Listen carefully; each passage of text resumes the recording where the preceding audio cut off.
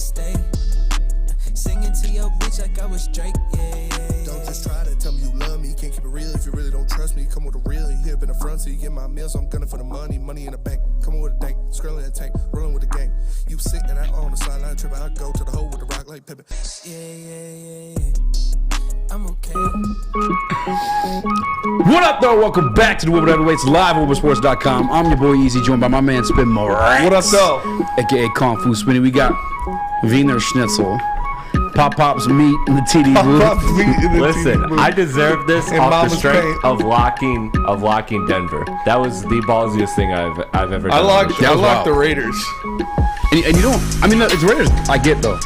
They're playing Pittsburgh. Pittsburgh's like also trash team. By the way, JB Smooth is here along with us. I want to shout JB. Check out the hoodie JB's got on too. Yeah, that thing's fire. Crispy. Is his camera broken or is Chris's broken? Chris's is broken. Sorry, Chris I'm setting things up in here. Wow. I got you. Are you serious? JB Smooth on the ones and twos. That's crispy. Freaking hot there you dog go. brain. That is. You guys will find that at WoodwardSports.com/Spencer's Nudes. Don't do that. You don't want to Don't do that. We got a big show for you guys. That's for the girl viewers only. As you know, the Detroit Lions extra draft pick. What? Either way, Detroit Lions extra draft pick that the Rams held, or that we hold of the Rams, moved from 3 to 7, which sucks. Does suck. So we're not as well versed. I was like dead set on Jalen Carter being that pick, and now it's looking like Keely Ringo is currently on Tankathon. Yeah, Ringo or where's this guy? Tyree Starr. Wilson. He's the edge out Texas Tech. There's a couple guys you can look at over there. I was looking at some Tyree Wilson highlights. It looked pretty good. Miles Murphy. Yeah, there's options. There's no Jalen Carters, unfortunately. But like we said, we just got to put a wig on Fish. Get him into Jalen Carter's bedroom. Yeah, take some pictures. Get him to. He's gonna drop E, and then that's what it's all about. Get him canceled. Yeah, maybe Photoshop a gas mask on him. Yeah. Nonetheless, though, with that being the case, we reached out to one of our draft experts at Woodward Sports, Russell Brown. So Russell Brown will be joining the show. I want to talk to him about that, the Kelly Ringo hype, and if he's a real deal, what he thinks about him. And also, you guys know I've been on the campaign for drafting a running back in the second round. And there's also like some running issues with the Detroit Lions just in general. I want to ask him, one, how to fix them. I don't know if you guys know Russell Brown's the actual head coach himself. He's obviously a film nerd, so I want to get his perspective on what the hell's going on and how the hell the Detroit Lions can fix it. Mm-hmm. And one of the ways the Detroit Lions can fix it, do I play the video now, or should we play it? The Josh Jacobs? We can play it. Let's play it. Because it's another way to address the running back issue, too. This gentleman here. How many times can you keep talking about sort of the same things and learning the same lessons? Man, I'm tired of dealing with this shit.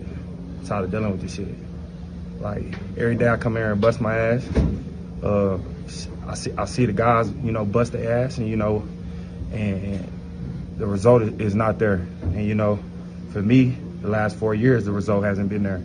And quite frankly, I don't know what else to do. So yeah, that shit is what it is. All right, guys. Not happy. I don't think he's returned to Vegas. Trouble in paradise in Vegas, it's safe to say. Yeah, I mean, I wouldn't be happy either if you're looking at that team with that talent they've accumulated and the record ends up being what it is at the end of the year.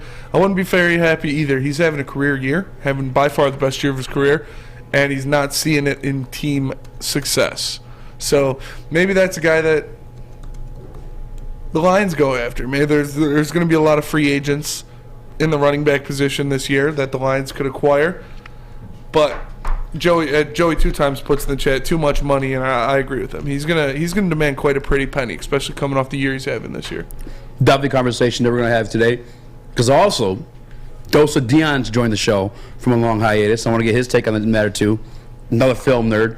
I want to get his. I also want to ask him about. We actually have this topic for ourselves too, but the whole situation with Ife Melifonwu. Mm-hmm. Obviously, the defense looked terrible this past Saturday. And I'm honest, it was all 3 levels of defense. So I'm not like mainly gonna focus to Ife Melifonwu and like how much of a factor that has in it, but like there has to be something accountable in there. Like you got to figure DeShon Elliott in there throughout the entire offseason. Like the defense was predicated on like the safeties being the communicators and stuff like that. Like I gotta assume that DeShon Elliott had like some type of role in like helping move guys around, because even the linebacker, every single level of that defense looked awful. When you got 2 guys back there who are supposed to be the signal callers in this, obviously it's Anzalone now who's got the blue chip, but the defense is predicated off the safeties making the calls, and you look at those are two guys back there who are in their first and second years playing the position. Yeah. So it's definitely going to be a learning curve. And we've seen, when they were playing great, a lot of that run stopping, a lot of the tackles for loss were the defensive linemen clogging the holes, linebackers filling, and then a secondary player coming in and cleaning up on the running back. So it could definitely – DeShon Elliott, he was playing great until he got injured. Yeah. I mean, it sucks. And, little Birdie, I don't know if we're allowed to say, but he may be out for some time. I want to inform Lions fans of that. I don't know if we're actually looking at the playoffs. Things aren't looking great. I know we have that 25% chance, but after I found out what it takes for New York to get in, after I found out what it takes for Seattle to get in, it's a lot less than what the Detroit Lions need. It's basically one win and they're in. It's one win and they're in. And Seattle plays the Rams and the Lions need Seattle and the Jets. Commanders to lose a game. Yeah. And they play the Seattle plays the Jets and the Rams, and the Commanders games. play the Browns and the Cowboys. Well, the Cowboys are going to bench all their starters. Yeah, Week 18 is very possible that they play the backups. So it's not looking good for No great, mate. How bad does it hurt they don't make the playoffs? Doesn't. You'll be disappointed, but again, this isn't something anybody expected this year. Unless you're Ryan Armani, this isn't something that Lions fans thought was going to happen, especially after they started 1-6. But didn't you hype yourself up as if it was going to happen? You did. You thought it was very achievable, but like I said, it'll be disappointing. But I'm not going to be like, oh, the Lions didn't make the playoffs. They're terrible. No, I'm not saying that. It's hard for a team to win 9 games out of 10, and that's what you needed the Lions to do to basically thrust themselves into the playoffs. So I'm not freaking out if they don't make the playoffs. I'll be upset. Obviously, I want the Lions to make the playoffs. I want them to do well. I want them to win games, but it's not something I expected at the beginning of the year. It's definitely not something I expected when they were 1-6. And when they were playing that streak of great football, it was awesome to watch. And it gave you great, momentum going in, great thoughts about the team. But it's like, how often do you see a team like this, or a team in the NFL alone, rattle off 11 consecutive games like this? It's hard to do in the NFL. Walter Briggs makes a great comment in Woodward Sports Chat. He says, only way Cowboys don't sit starters is that the division is still possible, but Eagles would have to lose this week. And it's looking like Jalen Hurts is... I feel like they have a worse chance if Jalen Hurts plays injured. I don't think so. Joey's boy, Gardner Minshew, put him out there and had 4 turnovers. But I feel like... two of them weren't his fault. They got bullied out of the ball. The receivers got bullied out of the ball, but I doubt a Jalen Hurts-led offense turns the ball over 4 times. But it's an injured Jalen Hurts. You know what I'm saying? I've always wanted that too. Even when Aaron Rodgers was like, no, I want to play with the broken thumb versus Jordan Love. Even though when Jordan Love actually saw the field, he actually kind of looked straight. Mm-hmm. So it's I feel like an injured version of certain players. Jalen Hurts is one of those guys. I'd say I'd rather have And Minshew's not a scrub either. He's not bad. If Minshew was Nate Sudfeld, I'd understand Jalen Hurts being no, I got to be in there. But they almost won that game. You can win games with Minshew for sure. Yeah, a one-score game, and it came down to you're the not final. Going to win a lot of games turning the ball over 4 times, and they almost won that game. Yeah, even though they turned it over 4 times. That's a dog-ass defense, though, too. Yeah. It's going to happen, But the NFC East technically is open, so who do the Eagles play this week? I'm actually about to look right now. Yeah, Eagles schedule. It's definitely possible. Like I said, Minshew's not a bump by any means. Oh man, he can win games. They play the Saints and the Giants. So the Giants are on there though, but that's a game that they would probably be sitting if they do take that Saints game, which I assume they would. They're also at home in both those games. We'll see though. I wouldn't force Jalen Hurts. I am being up front with you guys. I am preparing myself for a Lions list playoffs. Yeah, and it's been a down day. It is a down day. It is when the reality hits. There are a lot of things that the Lions need to do, not only themselves but help they need from other players, other teams, which is a stretch when you're asking 2 teams to lose to games that more than likely starters aren't going to be played in. Yeah, it's tough. Seahawks could lose to the Jets, very much so. I could definitely see that happening. I could see the Commanders losing to the Massage Boy and the Browns, but I don't know, man. The Browns ain't been the same either. Those aren't games that I'm they'll definitely lose no matter what. So hope for the worst, prepare for the best. By the way, Other way. Yeah. Hope for the best, prepare for the worst. Hope for the worst, prepare for the best. Lions motto, 2022. Yeah, it's been a down day because I come to that reality, that realization. I had to prepare myself to be disappointed. Everything you just said, prepare for the best. I'm sorry, hope for the best, prepare for the worst. Damn you, Spinny. And that's why, obviously, we're talking draft today, Russell Brown. Just a little bit of draft. And again, because we're also in a different position than we previously were. But the other thing, too, that depressed me a little bit is like Broncos officially fired Nathaniel Hackett. He gone. Ben Johnson. Do you have the graphic for this one, actually, Chris? We'll bring it back up during the actual segment, but it's the odds. I believe from BetGM, Justin Rogers posted it. And Ben Johnson actually is not even on the list of candidates to bet on to become the next head coach of the Denver Broncos. So that is good news. But number one is Jim Caldwell. Really? Yeah. Jim Caldwell was number one on that list? He was. Man, that's Jim Caldwell's a great coach if you want to go 9-8. No. Jim Caldwell's a good coach. I would definitely see him in that situation. Do you have the graphic? It's in Slack. Is it under our Slack? It is in the heavyweights group chat, yes. I could definitely see Jim Caldwell taking that job because I wouldn't think like a young head coach would want to start their career with Russell Wilson and that disaster and what's going on there. That's not a situation I want to stake my career on. Is you could be one and done in that situation very reasonably. But I just feel like there's so many scenarios like that you would say that about, like, oh, why would you go and coach that team? But the guys go either way. Yeah. There's only 32 of those jobs in the world. Yeah. So that's why, like, when people say, like, oh, I couldn't see us losing him to them because of that. Like, no. That's the same scenario. Like, every time a coach gets fired, it's a bad situation typically. But also, 9 times out of 10. The Broncos are coming off of a guy they tried to give a start to, someone who didn't have the experience. Yeah. And it didn't work out too well. So maybe they want to go after a guy like Caldwell or Sean Payton or something like that, one of those veteran coaches that have been there before. They can produce results. Yeah. There's a couple good names on that list, though, as well, too, including, like, Eric Bieniemy. I can't believe Eric Bieniemy doesn't have a job yet, man. Jim Harbaugh as well. Yeah, Sean Payton. Dan Quinn I could see for sure. Sean Payton. DeMeco Ryans, that's what I'm keeping an eye out for, the defensive coordinator for the San Francisco 49ers. Former player for the San Francisco 49ers, too. Kellen Moore. I feel like Kellen Moore is always... Does he ever actually interview with anybody? I don't know. I feel Frank Reich? I think he's comfortable at Dallas. Eric Bieniemy, I don't know how that guy doesn't have a job. That's crazy, because this morning Peyton Manning. There's a John Elway, 100-1. That is wild. Yeah. That is wild. Mike Shannon Sharp, Bill 100-1. All right, you know what? I kind of feel like saying fuck this list. Sharp, yeah. Pete Carroll. Bevel. Well, I guess I could see Peyton Manning, 50-1. Leslie Frazier. What is this list, dude? Who made this list? Hold on, put it back up. It says who made it real quick. Oh, it does? No, you're good. Ben Johnson. Bet Online. Bet Online. All right, Jim Harbaugh, 12-1. Because for Ben Johnson not to be on there, I guess is also kind of weird. Byron Leftwich. I can see Byron Leftwich. Like, I don't think this is an official list, but I think it's just betting wise. Yeah, it's official list from Bet Online. You know what's crazy? This morning there was a group of guys telling me that Bill O'Brien was like the best thing since sliced bread. He's not on that list. I figured if he was a good coach, he'd be on that list. No, Jim Caldwell's on that list. Jim Caldwell. I love Jim Caldwell. I'm just kidding. I got into it with Adam via chat. Adam and Stick. Yeah, that was hilarious. That was hilarious. I love / hate arguing with Stick because he's the worst. Like, he said something, I just repeated it to him. He was like, oh. And he was like, what kind of insult is that? I'm like, it's literally the same exact thing you just said. Bill O'Brien, he's not a great coach, but he's a terrible GM. Yeah.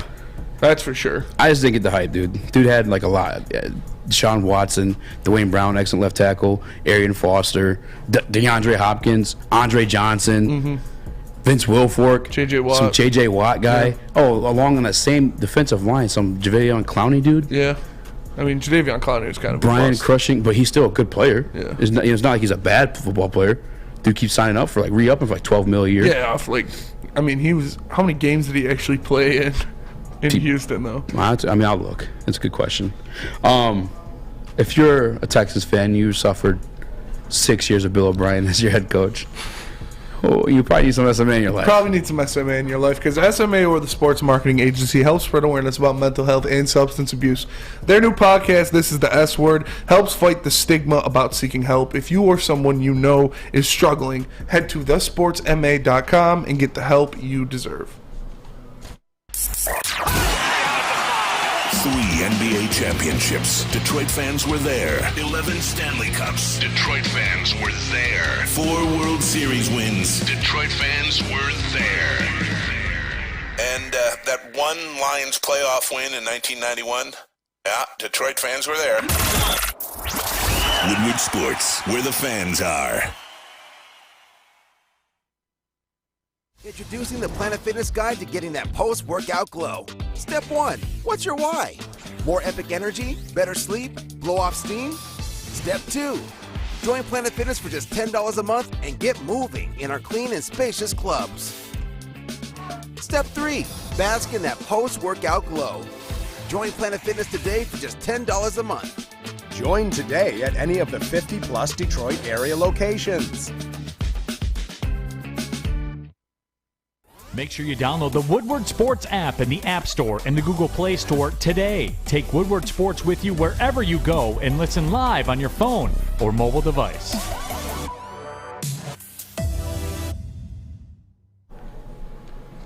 Downtown Detroit's all decked out this holiday season with the return of the Cadillac Lodge and Monroe Street Midway. The Midway is a giant slide, winter bumper cars, and an indoor arcade. Plus, you grab drinks at the Lodge before or after games. Shop, eat, and play downtown all winter long with DeckedOutDetroit.com.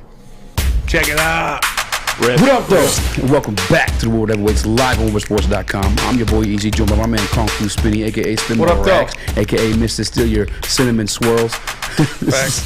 We got young Glizzy in the TD booth. The Glizzy Gobbler himself. 100%. The Glizzy Gladiator. The Glizzy Gladiator. JB Smooth, the 1 to 2 is looking fresh as always.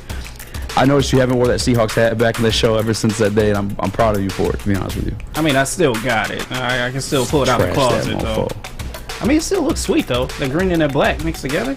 Do you want the Lions to make the playoffs? I do. That's why I'm not wearing it.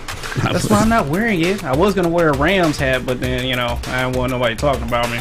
You really, you did that. I can't believe you wore the... Was that after we got our asses whooped by Seattle, too? Yeah. I can't say we got our asses whooped, but it was an ugly game. It was an ugly game. Like, you would think that wouldn't be entertaining, but it was quite infuriating because no one thought Seattle would be like How Seattle. did we lose that game easy? We got outgunned. Jared Goff threw a pick 6. There it is. Jared Goff spotted the other team 7. And defense did shit the bed. Mathematically, yes. Be carried a 6. It ends up on the Seattle's team. Speaking of 6 + 1 7, that's the new Detroit Lions pick from the LA Rams, according to TakeAthon.com. Over.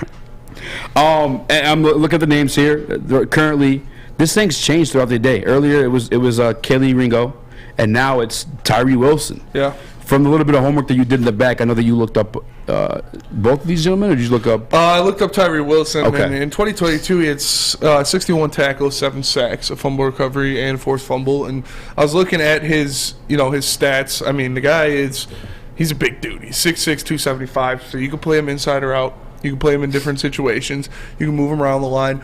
He makes a lot of plays. He's very aggressive, can use both a speed rush and a power rush. It was impressive what I saw on tape, and I watched like a 15-minute package, but so I'll have to dive into it a little more. But I liked what I saw out of the guy.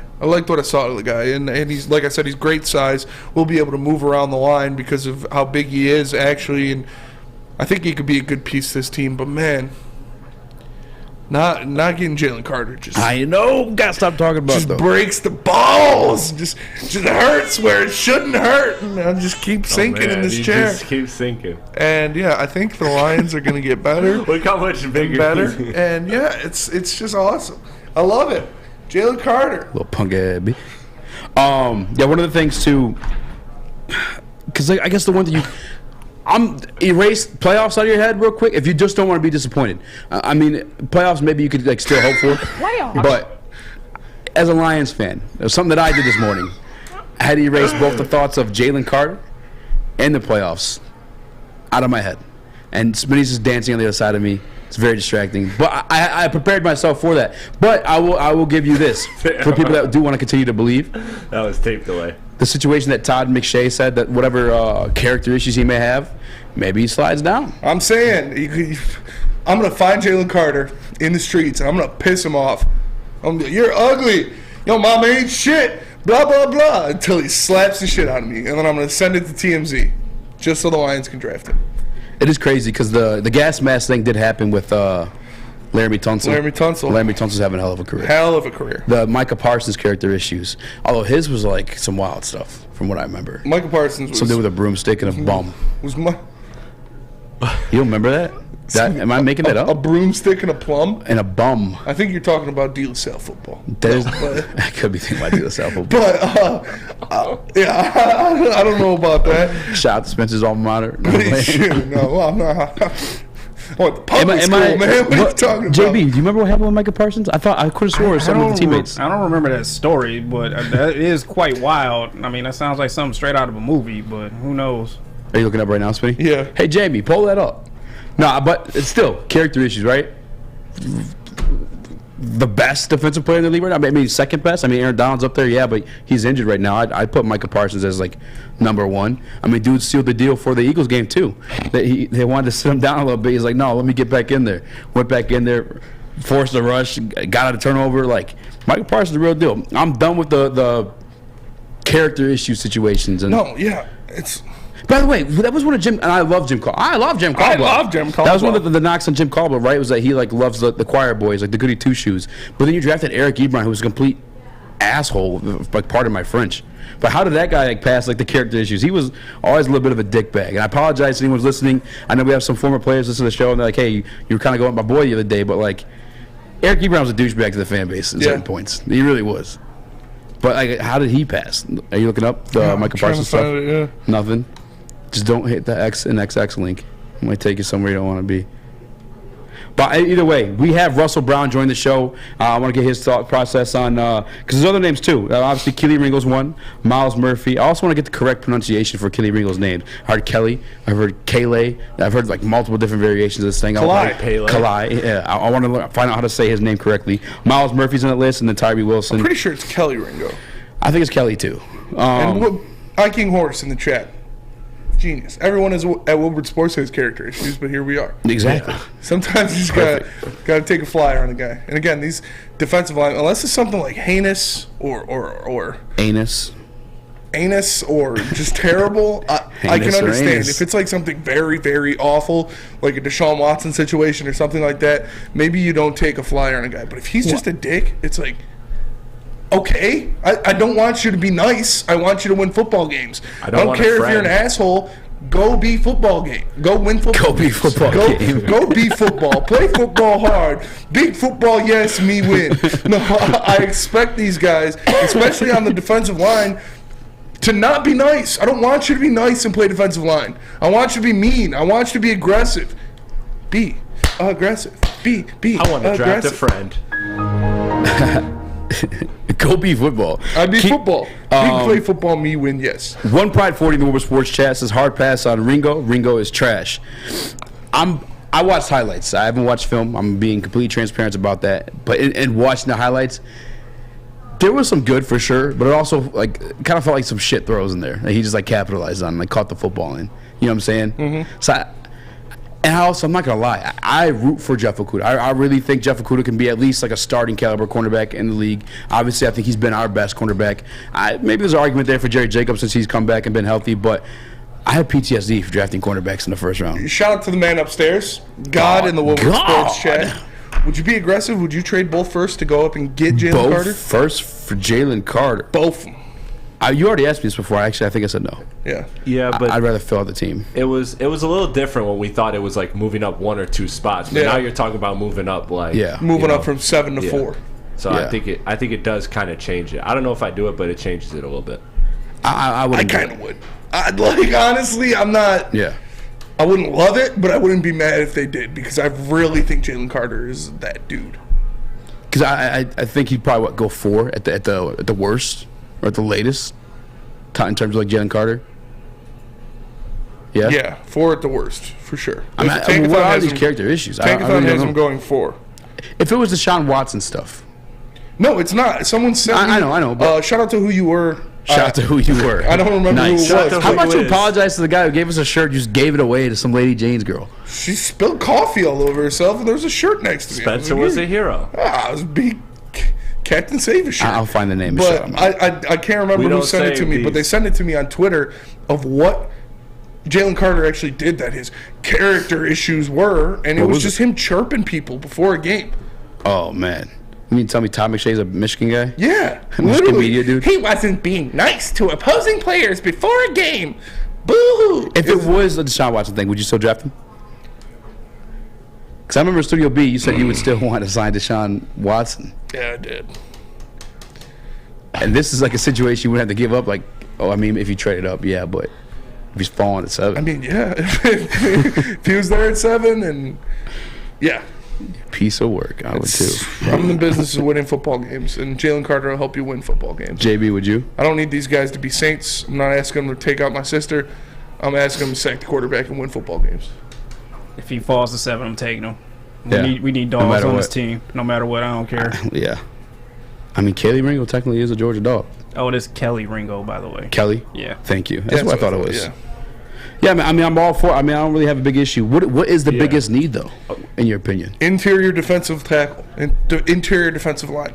Be the football. We need someone to go out there and be the football. You just got to go out there and be the football. That's all I ask of you. Is that too much to ask? It might be, but be the football. Fastest boy. Still fastest boy. JB, what is the biggest need on the Detroit Lions roster for you? I think it's that edge rusher position. So, yeah. Well, I mean, there's James Houston now too. I think that interior defensive line is the biggest need. It's obviously not only to help stop the run, but to help create pressure from the interior defensive line. Like I like Buggs, I like Kaminsky, I like Pascal. But I don't know if those are guys that you're like, all right, this is our stud. Those are good rotation guys. Those are good depth pieces. I think you need a blue chip interior defensive lineman to put there, and Jalen Carter is that. Have you given up all hope on Levi? No.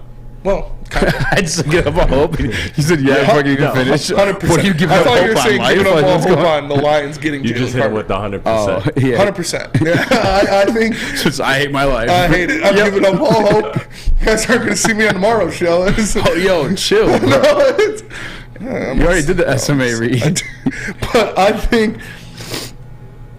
Levi, I don't know. I hope he can come back, but back injuries with a guy that size, with that position, doesn't work out too well. And, you know, if the Lions don't get Jalen Carter, I might just walk out in the traffic. I'm worried, man. I really, that was huge for me. It was huge for me to know that they were fighting for a playoff spot while still having the potential to draft who I think is the best player in this draft, which is Jalen Carter. I'm not going to lie to you. At this point in the draft process, a lot of what I can speak actually for myself. I'm not going to throw spinning in that, but a lot of what we know about these players are highlights. They're not actual tape plays, and luckily enough, we got a gentleman named Russell Brown who studies the tape much like the kid's a sicko. He's a psychopath. He is a sicko. He started this immediately after last year's draft. Yeah, he punched a car when they drafted Eric Ebron. He did, because he knew what that was. He knew what was going to happen. He slammed a bottle of Fireball. I want to get his take on Jalen Carter if he's worth trading up for. I want to get his take on Tyree Wilson, Kelly Ringo, Miles Murphy, all that good stuff, but not before Smitty tells you guys about Lady Jane's. I can, because you can come into Lady Jane's for an award-winning haircut experience and register for a once-in-a-lifetime opportunity to win a down payment for your dream home up to $200,000. Lady Jane's open 7 days a week. Walk in anytime, no appointment necessary, because at Lady Jane's, it's wicked awesome. The only sports network in Detroit that starts with a W. You know, because we win. Woodward Sports, Detroit's winning sports network. The sports marketing agency would not be who we are without great community partners like Higuera Health and Carol Zuniga.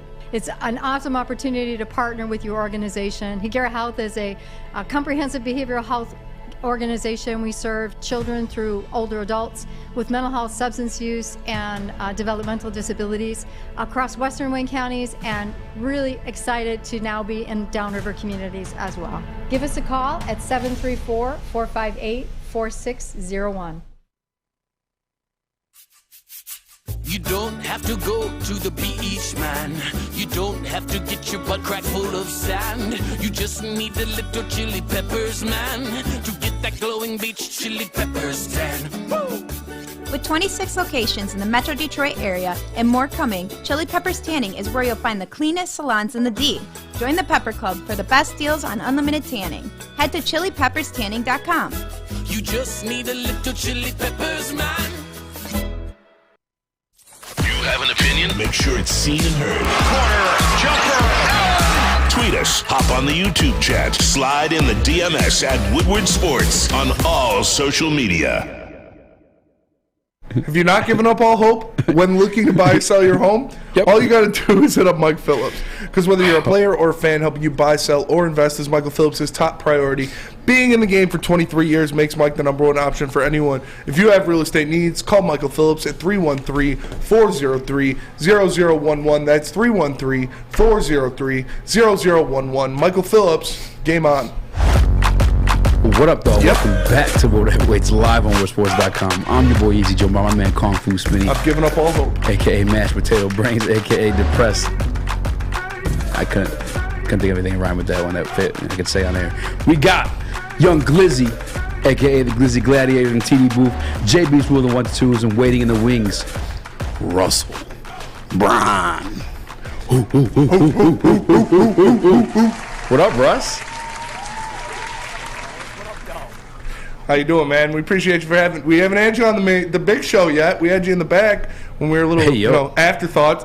hey yo, for sure. That's not what I meant. We had you in Studio B when we were afterthoughts, and they pushed us away. Where is that studio? But we appreciate you for joining us, man.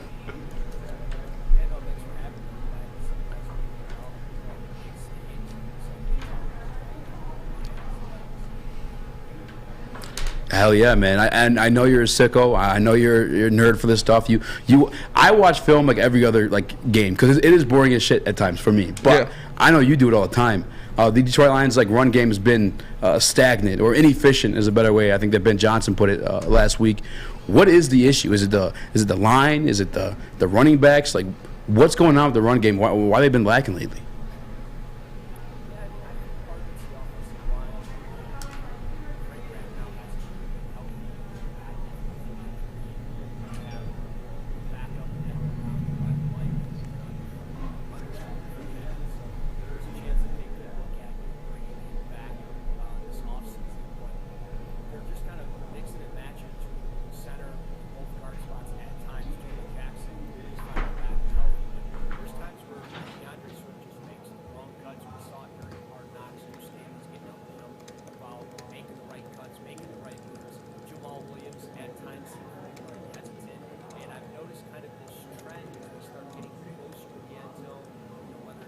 Zone from 25 yards and more, or 25 yards or less, or when you look at it from even further, when you look at where they're at as far as 40 yards and closer, they're bringing in Justin Jackson. So I'm really curious, is there something going on there where they're just putting a little bit more confidence in a player like Jackson rather than Williams and Swift, but they've got to start figuring it out because that was their ID, that was who they were, that was their MO, and now they're putting it in the hands of pass catchers.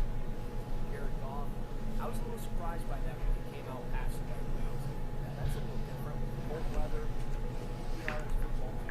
Maybe they're changing it up a little bit because pass catchers are coming back now. Chark is healthy, Reynolds is healthy.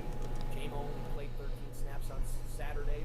But, maybe this week against the Bears he gets put in a little bit and he goes off against the Packers.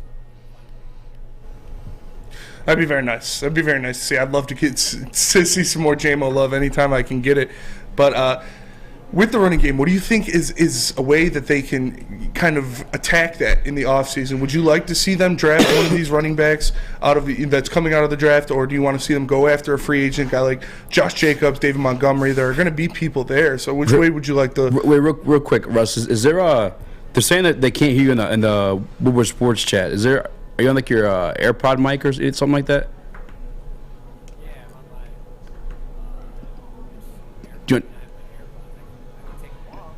Do you mind trying that real quick? Just see if. Sorry, I apologize, man. We've lost 20 people listening. They're all bitching in the chat. I apologize, man. Is that better? Can you hear me better? Yeah, it's way better. Much actually. better. Okay. Okay, so when you're looking to try to address this Lions running game, would you like to see them do something in the draft and get one of these higher draft end guys, or do you want to see them attack somebody in free agency? I mean, one, I would like to see them bring Jamal Williams back, and I ultimately think that he will be back, and he's a guy that, is kind of the idea of the team, right? Like, he's a player that made so much sense for who they are and what they're trying to build. He's a team leader, and he just seems like a great fit for Dan Campbell and what they want to do. And he's still relatively young, no matter what anybody wants to think or say. And I think they could bring him back relatively cheap. The decision has got to be, is Swift the guy or not? And I personally don't think he is. If he's not, are you in a position to where you look at one of these running backs? And you're right. I mean, I don't think I would go crazy in free agency and sign Tony Pollard or anything like that. I wouldn't spend the money just because you got guys that are already in the NFL, and we know how that kind of goes when you start spending that type of money. So I would be looking at, maybe Sean Tucker from Syracuse in the second round. That physical type of back, has really good change of direction ability, fluid lower half. Zach Charbonnet from UCLA kind of reinvented himself there with UCLA and Chip Kelly's offense. Maybe they'd be interested in him. And I know Michigan fans know him quite a bit. I don't think with the 7th pick we'd be looking at DeShon Robinson. I know, some people say he's a top 10 pick. Some people say he's a for sure first rounder. I would sit there and say he's a for sure first rounder. Just because there's so many teams that I think could really utilize a player like that. And I do think he is the best back in this draft class. But realistically, I think that they would look at it in the second or third day of the draft. And again, Tucker, Charbonnet, maybe a Zach Evans out of Ole Miss or something like that, who's a little bit of a tweener, can do a little bit of everything. I think that they could go that route. I would be curious where they value Jamari Gibbs out of Alabama. He reminds me quite a bit of Alvin Kamara, similar build, pass catcher. Maybe he doesn't have the off-the-field stuff that Kamara's currently got going on, but Gibbs, I think, would be a really fun option in this offense. And like, what style of backs, like, would you, like, say, like, are any of those guys, like, 3-down backs, like a Robinson over the Commanders, or is there, like, Kenneth Walker III in this draft, like, any surprise guys? Well, I would certainly say Sean Tucker's a 3-down back. I mean, this guy was a former champion in the 100 and 200 meter sprints in high school. He can move. He offers plenty on passing downs, whether it's as a blocker and as a pass catcher. I think there's times where he'll struggle, he'll have his misses, but ultimately between the tackles, which is what I think the Lions are. I mean, they like to run between the tackles. With Jamal and Sean Tucker, I think that those would be great. It would be a great combo, a great duo. I think it'd be a great fit because he can become that 3-down type of back. And I mean, even if they went beyond, Sean Tucker or something like that, and they went into the later part of, day 3, maybe Chase Brown from Illinois would be a fun one. I would like to throw Travis Dye from USC in there, but he had a career-ending injury. I think though, they could look in a variety of ways, and they've shown that they can take practice squad guys. You look at like a Craig Reynolds or something like that. Like, they have no problem taking some of these guys off the street and turning them into something. So I think it's very possible that they look that route as well. But if I had to take where I would assume that they would draft that running back, Sean Tucker, second round, somewhere in the middle of that second round would make a lot of sense, and probably, as you say, comparable to a Kenny Walker in the sense that he would probably be, in that 35 to 45 type of range. Yeah, you mentioned Bijan Robinson and how you don't think that at 7 he'd be available, or in the thought, well, he'd be available, but not as something the Lions would look at. What about their second first-round draft pick? I think it's sitting around 18 right now. Is that something you could see him falling that far, or would he be off the board by then? I think he could be available at that point. I mean, there's going to be a run on quarterbacks here, I think. I mean, we said that a ton last year. I feel like an idiot after it, but I mean, you never know how the league's going to value these guys. But with Bryce Young, C.J. Stroud, Will Levis, and just the potential that Anthony Richardson is, there's plenty of teams here that I think are going to value these quarterbacks. So it's going to push a player like Bijan Robinson potentially down the board. Really, the big question mark is, what sounds crazy, but what do the Las Vegas Raiders do at 9? Because Josh Jacobs sounds like he's on the way out. Yeah. What do the Philadelphia Eagles do at 10? I don't think Miles Sanders is the long-term guy. They have enough depth and talent where I think that they could afford to take a running back at 10. So if they don't do it, if those two teams don't pull the trigger, yes, there's a chance he's there at 18. And it's the question, do the Lions have the luxury of making that happen. I mean, we have to see what they do in free agency. We have to see what they decide to do with Jared Goff. We know we've got him, under contract for 2 more years. But is he going to restructure at all? Are they going to just opt out of the deal, clear up a bunch of money, go after, Lamar Jackson or something like that? I know I'm sounding crazy, but what are they going to do? Are they going to just revamp totally on the defense and free agency, or are they going to really focus on the draft for that? I think that's what they do at 7-18. I mean, Tyree Wilson, I heard you guys talking before I got on about Tyree Wilson out of Texas Tech, potentially the guy at 7. I think that would be a fine fit. I wouldn't mind seeing him go, somewhere in the secondary to 18. But again, if they felt like Dion was that home run guy and he was there at 18, I wouldn't be mad at it. But crazier things have happened, and this team they're just so tough to figure out what they're going to do with this. But I will say, if they don't go Robinson, I would not be upset if somewhere on that day 3 they took his teammate Roschon Johnson, 6'2", 222, just a rotational back, kind of out of that offense. He can catch passes out of the backfield. He's a track star. He can move. He ran a 100-meter dash under 10.6 seconds in high school. The dude can move, and I think he would be somebody that they'd be very interested in as well if they kind of swung and missed on the first Texas back. Okay. You see, I'm talking about this guy's a sicko. He knows the 100-meter dash time for the backup running back. This guy, you have a problem, man. I appreciate you joining, man. I want to get back with you, but not before we pay some bills. You mind hanging with us to a break? Yeah.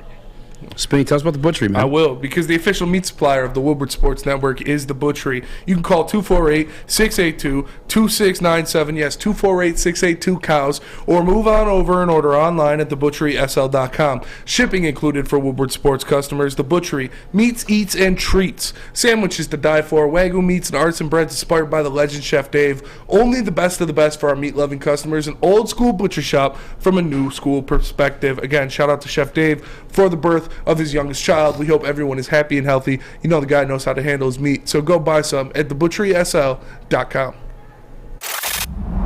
Love Woodward Sports? Love wearing clothes? Then you should be wearing Woodward Sports clothes. Check out our full line of merch at woodwardsports.com. Just click on Shop. We have all your favorite designs, like Dan Campbell kneecaps, Beverly Hills Golf, Woodward Golf, and of course, our own logoed out merchandise. Men, women, infants, kids all love Woodward Sports. Impress your friends. Impress your boss. Impress your dog. Buy Woodward Sports merch today. Hi, I'm John from Better Rate Mortgage, and to me, family is more than blood. That's why I have the biggest family in Metro Detroit. If you're looking to buy a house or refinance and need a loan, come get treated better than family by me and our entire team here at Better Rate Mortgage. We pride ourselves on giving you better advice, better service, and a better loan experience. That's why we are Better Rate. If you're looking for a new mortgage, come get treated like family. Actually, better with Better Rate Mortgage. Visit us at mybetterrate.com or call at 248-480-4467 today. Get a shot up. This is for the win. All of Detroit's sports teams live on Woodward.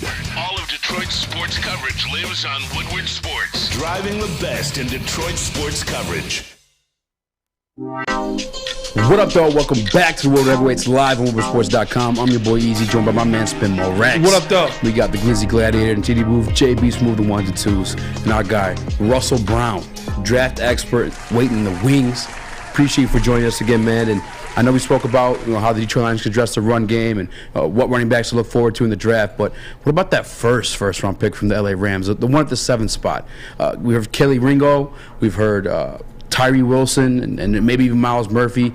Which one of those guys get you most excited as a Lions fan, and which one of those guys get you more excited as a draft expert? Yeah, I mean, as you guys said, kind of RIP to the thought of Jalen Carter. I think it would be a pipe dream if he's there again. Crazier things have happened. A few years ago when we had the 7th pick, we didn't think we were going to get Sewell. We ended up getting him. We didn't think we were going to get Hutch last year. We got him. So maybe there's a chance we get him. And maybe there's some truth to the off-the-field stuff with him as far as character concerns. Everything I've drawn up, they rave about his leadership in the locker room, keeps to himself, gets the guys going. He's got his own kind of foundation down there in his hometown. He's already really given back to the community that gave back to him so much when he was a kid. So I find it hard to believe that there's really character concerns with him. So maybe that pushes him down the board, and he ends up being that 6th or 7th guy, and he's our guy. But if I had to pick between a couple of guys, you mentioned Murphy, Wilson. I like Miles Murphy quite a bit. I think he's one of the 3 or 4 best players in this draft at 6'5", 275. Former 5-star recruit. He led Clemson in sacks last year. He is a kind of a terror off the edge. He can also play inside as a 4-eye. I love the motor from him. That's one of the biggest things that I've noticed is that he just is constantly going, kind of that energizer buddy. But he really, I think, carries himself well. There's really no concerns as far as his length being like too stiff in his hips or he needs to add some weight. Like he is a stout 6'5", 275. He's going to hold his own, I think, in the run game and as a pass rusher. So if we ended up getting him to pair with Aiden Hutchinson, I think that would be a home run. And then rotationally bringing in James Houston. I mean, we're talking about a 3-headed monster off the edge of the Lions. If they didn't end up going that route, as far as maybe Miles Murphy is gone, maybe Tyree Wilson, maybe there's some concerns with injuries or something like that. A player out of Florida State, Jared Verse, has been somebody that's been talked about quite a bit. He's a transfer from Albany, 6'4", 250, starting edge rusher with great length. For the position, you instantly think of some of these Florida State edge rushers that we've seen over the years from Jermaine Johnson. We've seen it with Brian Burns as well. I think Verse is one of those guys that can very well become a top 10, top 15 type of player when it's all said and done over the coming weeks, coming months. So I think Jared Verse is certainly one of those guys. And what would you say is the biggest position of need for the Detroit Lions? I think it's the interior defensive lineman. Obviously, you could still always use another pass rusher. They need some help in the secondary. Running back is up there. But where are your thoughts at the biggest need for the Detroit Lions in the draft? I would agree. I mean, interior defensive line, it sucked seeing, a guy that I really wanted, Derek Brown, kind of going off and swatting down passes and getting 2 hurries and 2 pressures and 2 tackles. And he's a beast, man, and that's who I wanted a few years ago. We took Jeff Okudah. It is what it is, but we saw Okudah getting burnt from time to time and didn't really want to have any part in contact, and it seemed like he got benched ultimately this past Saturday. So it kind of sucks seeing that, but I would agree with you, Spence. I mean, I think interior defensive line is really one of those positions where you can't have too many of these guys. Look, I love Aleem McNeil. I think he's great. I just think you need to partner somebody up with him, and maybe that's Brian Breesy out of Clemson. I think he would be somebody that would make sense at 7. It's a little rich to take, interior defensive linemen early in the draft, some people say, especially because if you're not getting that pass rush ability from them. But I think with him you can. Another player would be Mason Smith out of Michigan. I don't know if keeping him too close to home is what people want to do, especially with some of the stuff that happened off the field in the last couple of weeks. But I think he's really interesting. I think Brandon Dorless out of Oregon's another guy, 6'3", 285, a little bit on the undersized way of thinking when you think of interior defensive linemen. You want those guys at 6'3", 305, but I think as a 3-tech, as a 2-eye, I think he could really become that type of player, and he could stand up off the edge at times. So I like his versatility. We're probably talking about him more so in day 2. There's quite a few interior defensive linemen that you could look at. Byron Young out of Alabama, who you could see at the Senior Bowl. Tyler Davis out of Clemson, we'll see him at the Senior Bowl. So I'll be curious what those guys do. Edge rushers we've talked about already. It's a really deep class, so if they ended up passing on anybody in the first round, they could certainly find guys off the edge on the 2nd and 3rd day of the draft because it's so deep. They wanted to go like a Brian Brees off of Clemson at 7. Yeah, and I'm looking at just Tankathon right now and where they have the Lions, what they have them going, and they have them with their 2nd pick going with Michael Mayer, that obviously a tight end out of Notre Dame, which we don't need you punching any more cars. We don't need you punching any more cars. But we saw last year that Brad Holmes is not afraid to trade up in the draft to get his guy if he identifies a guy that he sees falling. And what I'm looking at right here, a guy that I've been talking about all year that I want, Joey Porter Jr. going at 12, and then Brian Brees going at 13 right after him. Do you think those guys would be worthy of a Brad Holmes to move up, maybe give one of those seconds that they have to move up from 18 to get a guy like that? No. I mean, I guess you could justify it just because of the position of need, but you don't see a lot of GMs making those types of moves unless it's for the sure thing, the surefire superstar type of player or caliber type of player. I mean, and to jump up 5 or 6 spots, it's not too crazy. It probably wouldn't cost you as much. But at the same time, I mean, I think he might stay pat here. It wouldn't surprise me if he moves back and he looks at a Clark Phillips out of Utah, who I was watching before we came on. He loves to be physical. He is certainly somebody that I think that could maybe play a little nickel, a little bit on the outside. I mean, he's got over 1,300 snaps as an outside corner in his career, so there's a chance there. But again, if they move back, they could get more picks, and then they could justify taking a DeShon Robinson or a Jamari Gibbs if they wanted to. They could justify taking, a potential interior offensive lineman or an offensive tackle. It doesn't seem like that big of a need, but as much as we love Taylor Decker, how much is he going to be around for? And sure, you could take Sewell and make him your left tackle, but now you have that need for right tackle. So is there an offensive tackle that they could take a look at? Is it Broderick Jones out of Georgia if he's available? Is it an Anton Harrison out of Oklahoma? I would love to see Broderick Jones personally. I mean, there's so many different directions that they could go. But to really answer the question, yeah, they could move up. I don't know what that would necessarily cost them. But I really think they either stay or they move back first. Okay. Now, I have to ask you this. I'm obligated. It's in my contract and fine print. Do I look fat in this sweater? No, I'm just kidding. Quarterback. The quarterback position is a very polarizing topic here in Detroit. It's a position I wanted to address for the future last year, and it's one honestly I want to address this year as well. I know we have Nate Sudfeld currently as a backup, so even if you're not looking to immediately supplant Jared Goff as the starter, you could at least get somebody you could groom for the future. If you're a GM, are there any thoughts in your head of looking at a C.J. Stroud or Will Levis, who may be there at 7, and I guess how tempted are you on pulling the trigger on them? Anthony Richardson I'm throwing there too, actually. I like that one. Yeah, I mean, it's such a polarizing question. There's so many ways I think about it. I mean, I'm not even kidding, but I think about it daily when I go over what we could do. Even last spring, sitting in there, after the draft and sitting there talking with Neil and everybody and talking about what direction they go with this quarterback position. I mean, it really feels like Jared Goff is the guy. I mean, I'm just going to be honest. That I try to think of why would they take that quarterback now.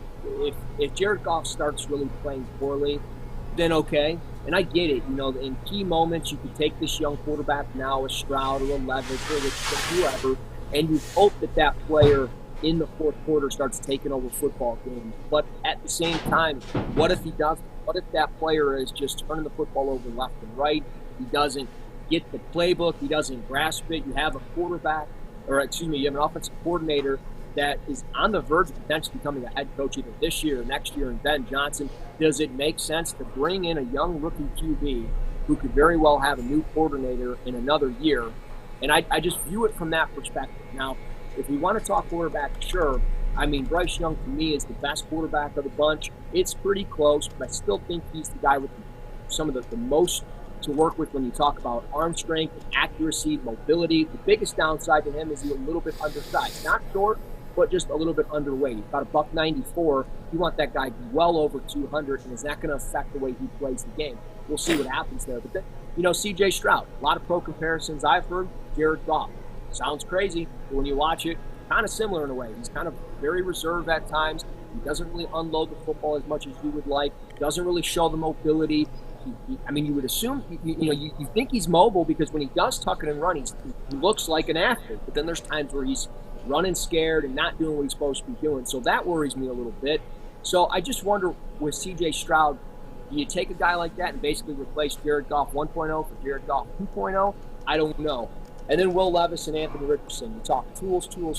Levis, there are times when I watch him, when he puts it all together, I'm not kidding you, from a base to his shoulders and the way he moves, he looks like Matthew Stafford when he's throwing a football. But then there are times where he looks like he's Jake Locker running around with his hair on fire, and I just don't know what quarterback we're going to get there. There's a lot of tools to work with him. I love the skill set that he has. I love the size. I don't like the mayo in his coffee, but I do think that he is some. I mean, you're ruining a perfectly good cup of coffee, but that's a topic for another day. But Levis, I mean, and then just with Richardson, I mean, there's so much to like with him because the tools are there as far as arm strength. When you think of potentially the next Josh Allen, or the next Pat Mahomes, Anthony Richardson is kind of that plug-and-play type of guy when you write it on your sheet. I just, the accuracy is a big concern. He's so inaccurate. He can get a little wonky with his feet, but he does put it all together, and when he does, it's a beautiful thing. So, I mean, if you're going to roll, is it at 18 with Anthony Richardson? Is it take 7 and move back a little bit and then take Anthony Richardson? Do you just take him at 7 like the Bills did with Josh Allen? I don't necessarily have that answer today, but I like these QBs from those 4. I think those are the 4 that really ultimately are talked about the most in the first round and probably end up going in the first round. I just don't know if the Lions are truly going to be that team. Russ, man, I really could sit here all day. Matter of fact, I invited you to come in and hang out for the whole 2-hour show, but I get you have a family and stuff like that. Whatever, jeez. Priorities. but I love having you on, man. If you ever want to come on, I mean, even this week, if you want to come back, I'm definitely down to do that. But before we go, would you punch any of your neighbors' cars if they did take one of those quarterbacks? No, I wouldn't. I mean, I would be happy about it. I have to think, like, what direction are we going when we take one of these guys? And if we do, cool, I understand it. I just want to know what direction we're going. And I think that's what we as Lions fans want to know. What direction are we taking at this position? Because it is the most pivotal position on the field and in the organization. And if it's Jared Goff, cool. If it's a rookie, cool. But just be prepared to potentially hit that reset button. Because if one of these guys don't strike fire, you already know what's going to happen. You're going to have a guy that's going to have a lot of pressure with a coach that's going into year 3, year 4, a regime that's in year 3, year 4. I don't know if that's necessarily what direction this organization wants to take right here, right now. Maybe, and especially once we get more clarity with Ben Johnson, what direction they go there. If he's staying, if he's going, we'll see. I mean, obviously I want him to stay, but I don't know. Russell Brown, ladies and gentlemen. Appreciate you for joining us, man. The man, the myth, the legend. Make sure you guys follow him at Russ NFL Draft. And like I said, I may even try to get him back on this week. Yeah. Appreciate you, Russ. Appreciate it, guys. Have a good one. Thanks. You too, man. Make sure you guys follow him. He's constantly posting film breakdowns and his analysis of players he likes in the draft. And he makes me sound smart because I just copy a lot of things he's saying. Yeah, he does a lot of homework, that's for sure. It's awesome to catch up on stuff. Like you said, the man knows the 100-yard dash times of the backup running back on Texas. Insane, bro. Dude's a monster. But sicko. The Lions probably are going to have to address their defense in the draft. Yes. And if you want to address your defense, all you got to do is go to Guardian Alarm, because Guardian Alarm will keep you safe and give you peace of mind whether you're at home or on the road with their 24/7 local monitoring. They make sure the things that are important to you stay safe. All you have to do is call 1-800 Stay out. That's 1-800 Stay Out, and let them know Woodward Sports sent you. We are the network for Detroit by Detroiters. Welcome to the Woodward Sports Network. Introducing the Planet Fitness Guide to getting that post-workout glow. Step 1, what's your why? More epic energy, better sleep, blow off steam? Step 2, join Planet Fitness for just $10 a month and get moving in our clean and spacious clubs. Step 3, bask in that post-workout glow.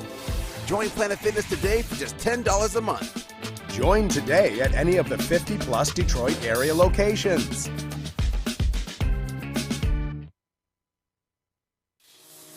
It's a great day to get some Centron in your life. Okay. There it is. Centron, here we go. Gotta grab the cranberry.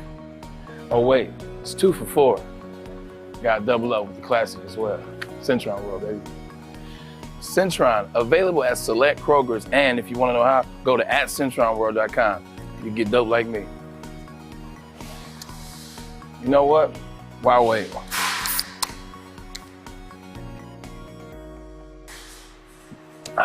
Great taste, guaranteed.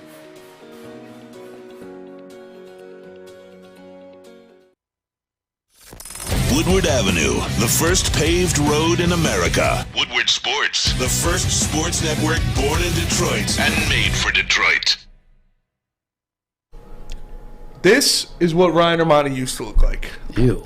But thanks to Custom Health, that is what Ryan Armani looks like now. Dang. Looks pretty good.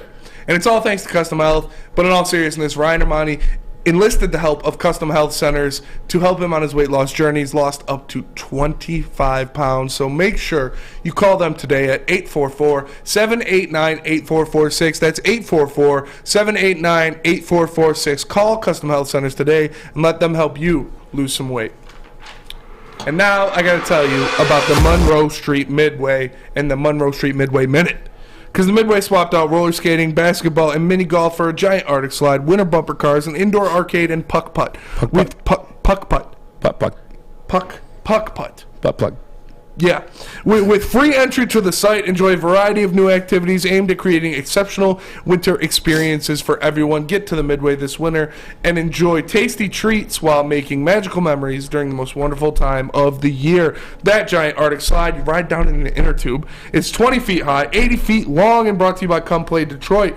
And, of course, they've got their food favorites, such as burgers, pierogies, homemade chili, chicken sandwiches, mac and cheese bites, plus gluten-free and vegan goodies so everyone can have some food. Make sure you go downtown and check out the Monroe Street Midway presented by Bedrock Detroit. What up, though? Welcome back to World Heavyweights Live on Woodwardsports.com. I'm your boy Easy Joe, but my man Spin Morex. What up, though? We got Glizzy Gladiator, T Booth, JB Smooth and ones and twos. I love having guys like Russ on. Yeah. I really do. Like so much knowledge. Honestly. Yeah. And, like, it just helps me make my decisions, I guess. You know, because I'll sit up here and I'll watch film. I do every once in a while, and there are certain advanced analytics I'll pay attention to. Most of them like pass rushing ones, you know. But even if like he just gives you the name site, then you go and do your own homework on. You know what I'm saying? And you make your decision from there. And I just love having guys like Russ on. The running back stuff, I'm glad to hear there's some running backs that like he likes in the second round. Yeah. I know he was big on Breece Hall. He was big on Kenneth Walker. And both those guys look pretty good before Hard injury. not to be big on Kenneth Walker. That's very true. Yeah. That's very true. Yeah. That'd be I don't understand how that.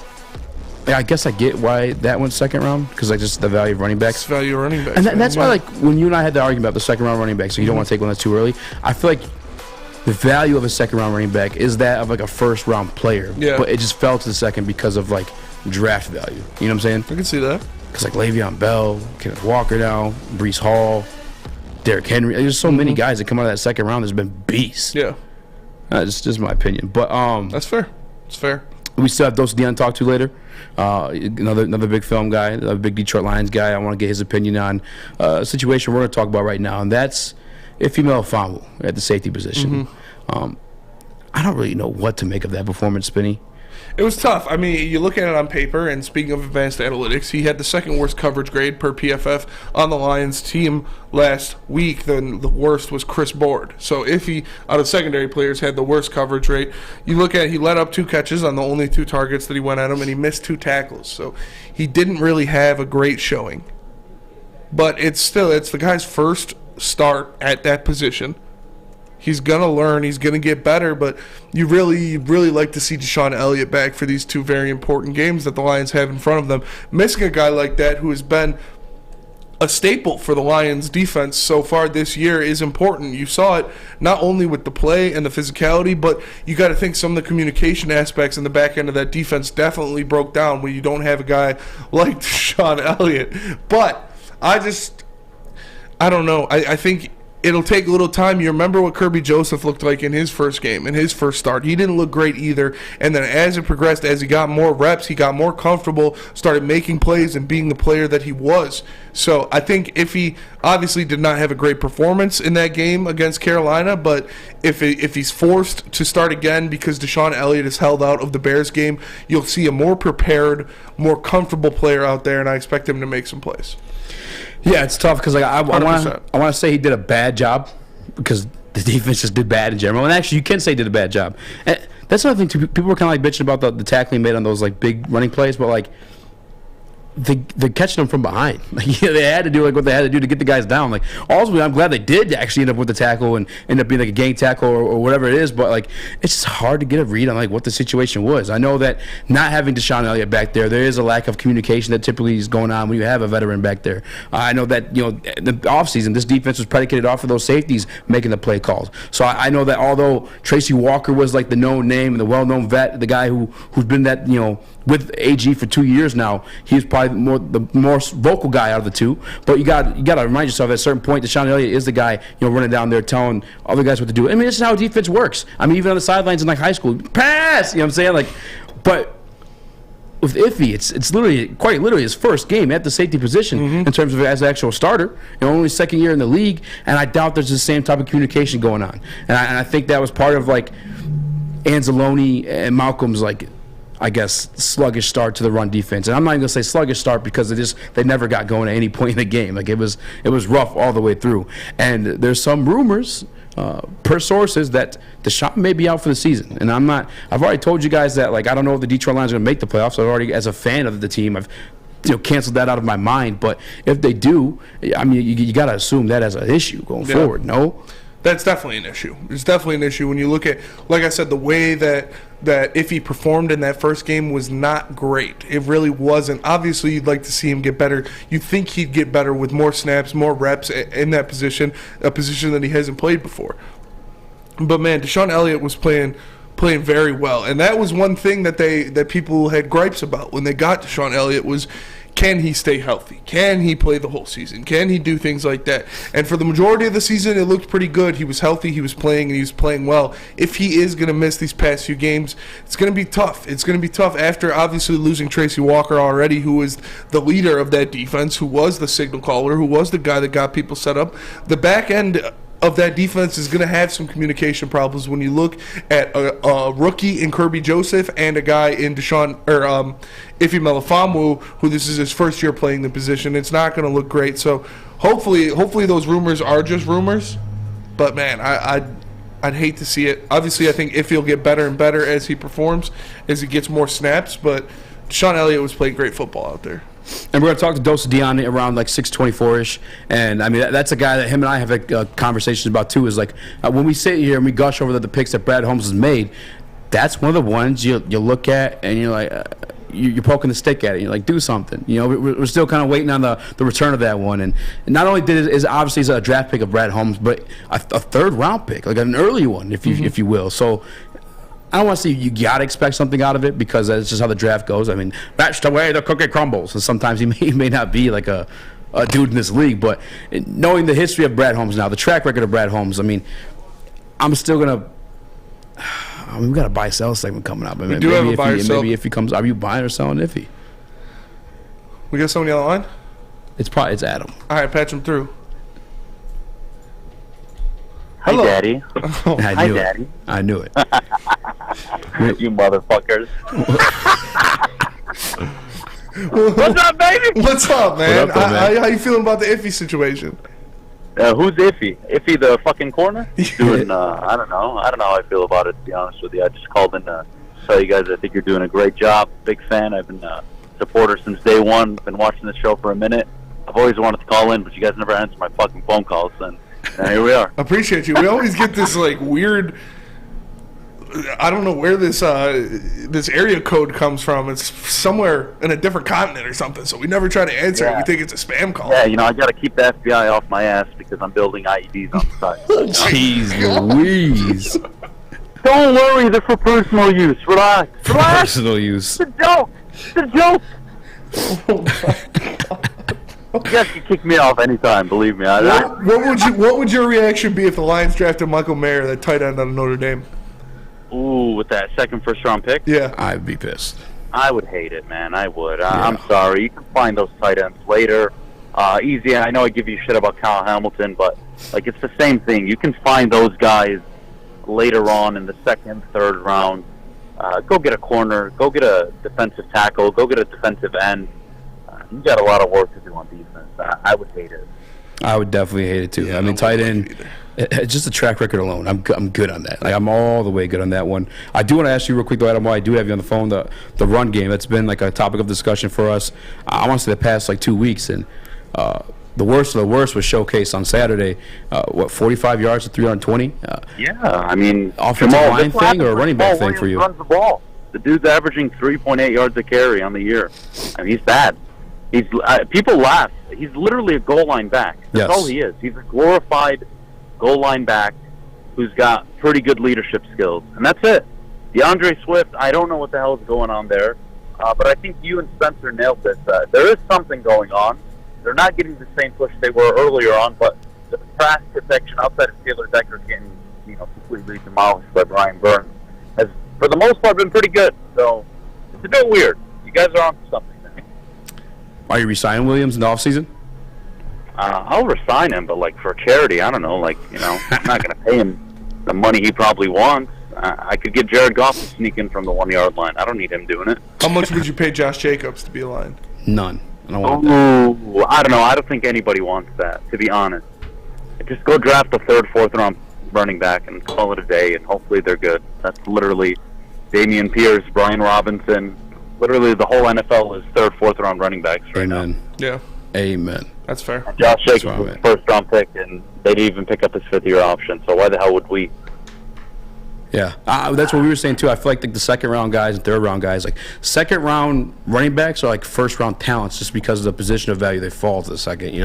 Oh, 100%, 100%. Look, I talk a lot of shit, but you've been on the money these last 2 weeks with some of the moves that the Lions should make. What you've been noticing with the team, I've been actually super impressed. So good for you guys. You guys have been crushing it, but I think at the end of the day, you guys know what needs to happen. They need to go all in on defense. They need to spend those draft picks correctly. Josh Pascal needs to not be injured. That would be nice. Because I'm sorry, this whole second round thing not working is starting to piss me off. Usually I don't give into stuff like that. I don't hate. I usually don't care. Every GM can miss a pick. I don't care. But come on, at least once get it right. Yeah. Yeah. I mean, they got 2 shots at it this year, though. They got 2 second-round draft picks, so hopefully one of them. You never know. Knowing Brad Holmes, he might trade up. Yeah. So yeah. Very well could. You really never know. Appreciate you guys. Thank you for finally unblocking me and letting me come on. It's an honor. Appreciate you, Adam. You, brother. Thanks for the support, man. Tell us about Big Boy, Spinny. I will tell you about Big Boy because winter time in Detroit is always better with comfort foods from Big Boy. Try the classic meatloaf or Cajun chicken Alfredo. What about breakfast? The stuffed potato pancakes are back. The Lumberjack, Santa Fe Garden, or Blockbuster. You throw some ketchup and hot sauce on those boys. Fire. So stop by your local Big Boy today to satisfy those taste buds. My console, you love the Big Boy. Make sure you download the Woodward Sports app in the App Store and the Google Play Store today. Take Woodward Sports with you wherever you go and listen live on your phone or mobile device.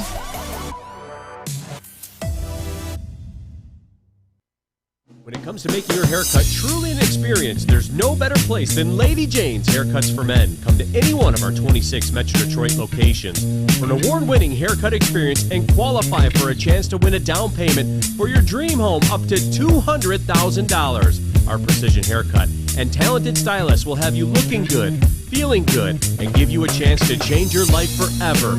Lady Jane's Haircuts for Men, open 7 days a week. Walk in anytime. It's wicked awesome. What's a winter wonderland if you can't shop, eat, and play? Lucky for you, you can do it all at the Downtown Detroit Markets, Cadillac Lodge, and the new winter version of the Monroe Street Midway, all located just across the street from Campus Martius Park. Find the fun at deckedoutdetroit.com.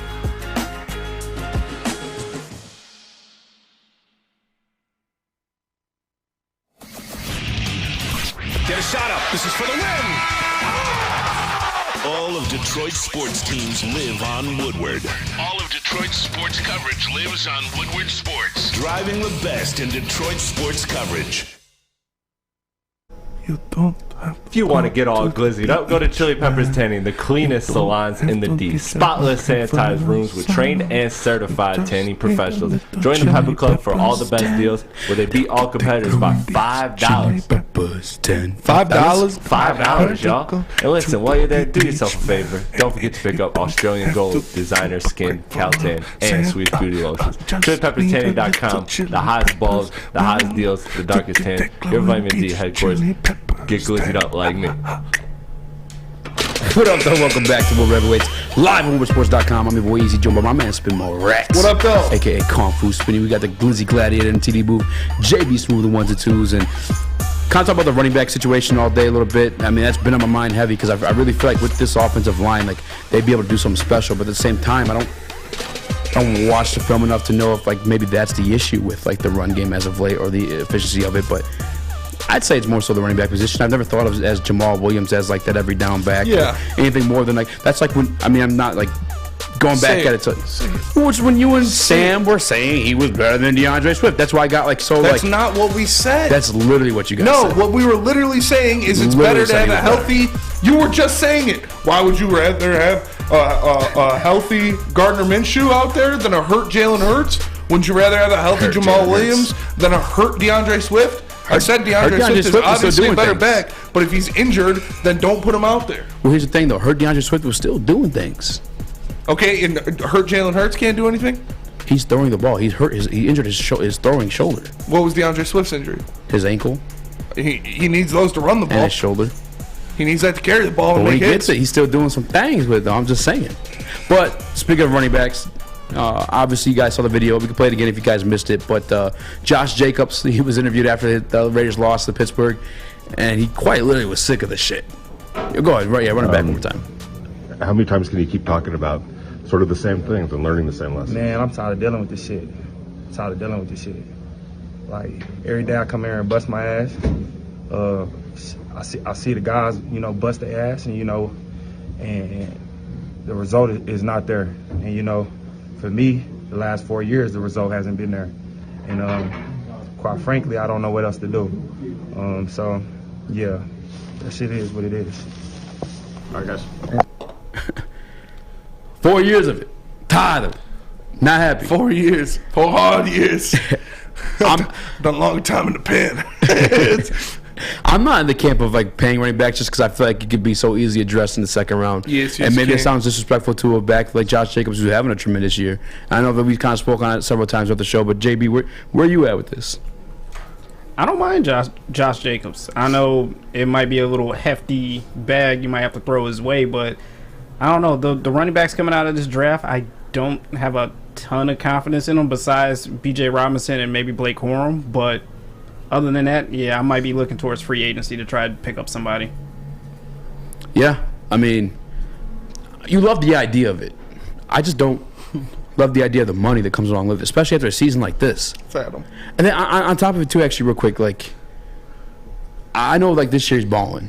And I know people have loved him, like fantasy-wise, but, like, what has he been balling before? I'm going to look up his numbers, actually. Who? Josh Jacobs. He's always been solid. He dealt with injury problems a couple years, but he's always been solid. He's never been bad. I had Josh Jacobs like 4 years in a row in fantasy, but this is by far his best season. He's having a career year, and he's going to ask for quite a bit of money, for sure. That's what happens when you're coming off a career year, and you don't get – honestly, it's pretty disrespectful that they didn't pick up his fifth-year option.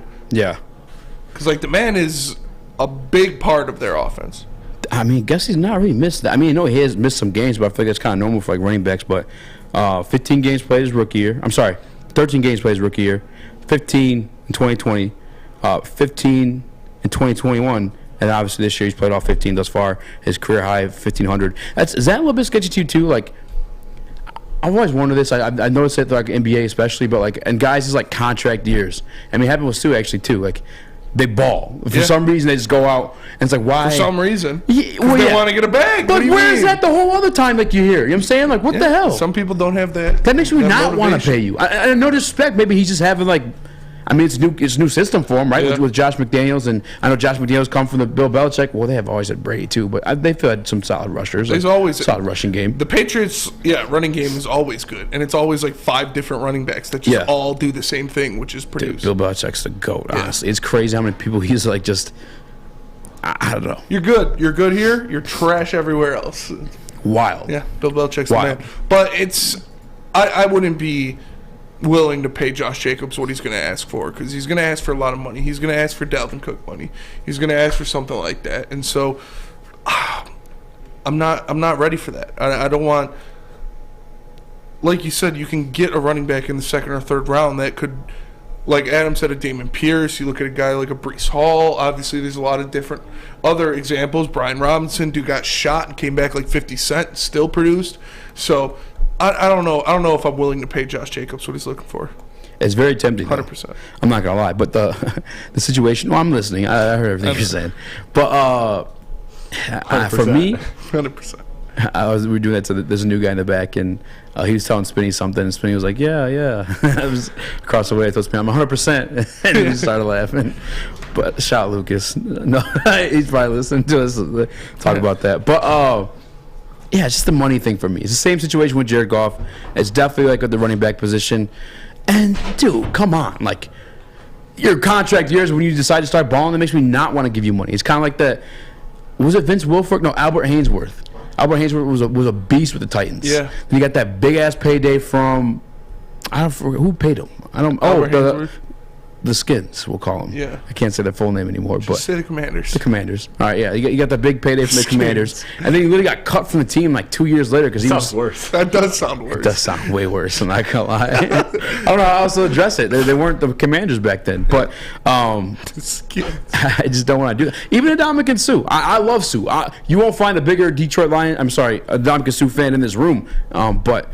After he got that big payday from Miami, and I don't know if that maybe was a bit of a scheme thing because obviously you saw him like go to LA and it work out then Tampa after that too. But he got the big money alongside Cameron Wake, and they just couldn't get things going. Ultimately, he got cut from the Miami deal. Yeah. Then obviously with the Rams and then Tampa, and now with the Eagles. You're looking at the top 5 cap hits for running backs in the NFL. Zeke Elliott's at $18 million, and then you've got Dalvin Cook and Joe Mixon both at like 11. Dalvin Cook's almost at 12. And then Derrick Henry at 9, Saquon at 7. Saquon and Josh Jacobs are both going to want to get into that top 4. They're both going to want $10+ million, $11+ million a year. Yeah, I'm not like... And I wouldn't be in the business of paying a running back that much money. Especially, too, right? Like, because you didn't want to do the running back because you feel like... I'm sorry, in the second round because you feel like it was a little bit too early. Actually, do you still feel the same way, by the way? Yeah, I mean, I wouldn't be mad. Yeah. Like, I think they could get defense. I want defense. But the thing is, like, you have 2... the second round picks. You know what I'm saying? So like I'd rather burn one of those on a running back and have him for 4 years versus lock up tons of money to Josh Jacobs, who's already had injury. Well, yeah, if you're telling me it's either you sign Josh Jacobs or draft one in the second round, I'd have one in the second round. Yeah, 100%. Yeah, that's where I'm at with it. Craig Reynolds showed up last week. I want this run game to get going for all the reasons I told you guys yesterday. I think Jared Goff, at his best, was within the play action, and it's not even like a debate. It's not even like an argument. It's truth. It's facts. He is he's. I don't want to call him elite, but in terms of play action, he is elite in play action. He truly is number one. He makes great throws. Yeah, that's when he's cream of the crop, and in the play action, again, you can't set that up without running the damn football. Yeah. And by the way, too, look at how far Saquon Barkley's carried. Look at how freaking nature a little bit, but Derrick Henry, how far he's carried the Titans at certain points. Derrick Henry is a scary human being. Adrian Peterson, like if you get a guy like that, nature. Yeah, those 2 freaking natures. Those aren't good examples. But is Bijan a freaking nature? Yeah, not like Derrick Henry. Like there's not a lot of guys like Derrick Henry and Adrian Peterson. But what are you more prone to do, Bijan with the 18th, or Tucker, or whoever the hell else in the somebody second? in the second? Yeah. Would you be more? So you'd be more pissed if Bijan was taking the 18th? Yeah. Yeah. I mean, again, I wouldn't be that mad, but yeah, I don't want to see him take a running back in the first round. The NFL draft is such a crapshoot, man. It is a crapshoot. I can't. I look forward to arguments. I know. As my guy, we always. You guys witnessed it before. I know. Actually, within the Woodward Sports Studios, but you guys see it via chat. We always go back at it. But draft season will be another one of those situations because you can just get a guy anywhere. You truly can. Mm-hmm. So it's always like a counter argument to anybody wants to draft is like look at Jack Jones or look at Kobe Durant. What a name, by the way. Yeah, Tariq Woolen. Like you can find almost anybody anywhere. That's just how the draft goes. But we'll see. I wouldn't be mad if they got the quarterback first, though. I'm just saying. Yeah, I think they need some defense to tighten up that, or some big guys to tighten up that defense because Carolina was running through it like Swiss cheese. Like Swiss cheese, but not like Swiss Insurance, because Swiss Insurance keeps you protected. They've increased the coverage while adding 26% more to insurance premiums. Guys, that's a lot of money to free up for the given season. Holiday season's here. Swiss Insurance wants to remind you to keep those collectibles safe and sound. Happy holidays, Swiss Insurance. It's Woodward Heavyweights. We'll be right back with Dose of Dion. Love Woodward Sports? Love love wearing clothes? Then you should be wearing Woodward Sports clothes. Check out our full line of merch at woodwardsports.com. Just click on Shop. We have all your favorite designs, like Dan Campbell kneecaps, Beverly Hills Golf, Woodward Golf, and of course, our own logoed out merchandise. Men, women, infants, kids all love Woodward Sports. Impress your friends. Impress your boss. Impress your dog. Buy Woodward Sports merch today. By now you know me, Christina Gennari, as the obvious choice in real estate. And you know my website, soldchristina.com, as your #1 resource for buying or selling your home. Myself, along with my amazing staff, pride ourselves on making your home buying and selling experience a relaxing and easy one. Come see why we are the obvious choice. Christina Gennari at soldchristina.com, the obvious choice in real estate. You have an opinion? Make sure it's seen and heard. Corner, jumper, tweet us, hop on the YouTube chat, slide in the DMS at Woodward Sports on all social media. What up, though? Welcome back to Woodward Heavyweights live on WoodwardSports.com. I'm your boy, Easy Joe, but my man Spin Morax. What up, though? AKA Kong from Spinning. We got the Glizzy Gladiator, TD Boo, JB Smooth, the 1s and 2s, and in the wings, we got the GOAT of Detroit Lions U2, Dose of Dion. How we doing? What up, though, man? Doing, guys? Hey, look. I don't know when is the last time we've talked, but I do remember, Easy. I 10 wins. Like, hey, if we win this one, I'll believe. Do Yes. you believe right now? Hey, I'm just saying. I know we're coming off a bad loss, but I have to ask. I mean, I had to. I mean, they went on a hell of a streak there for a minute. That was insane. Yeah, we were rolling, man. How you guys doing, man? Good. How Good, man. How you been? I'm good. I'm good. How you feeling after that ass? I'm good, man. How you feeling after that ass whooping on Saturday? you know, man, that was just rough. That was rough. Hey, it was just so unexpected. I think that's the thing that hurt the most. Like Yeah. you couldn't, I couldn't see that coming.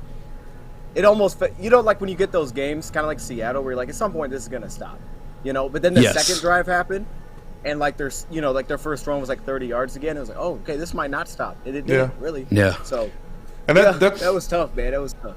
I want to go right into that.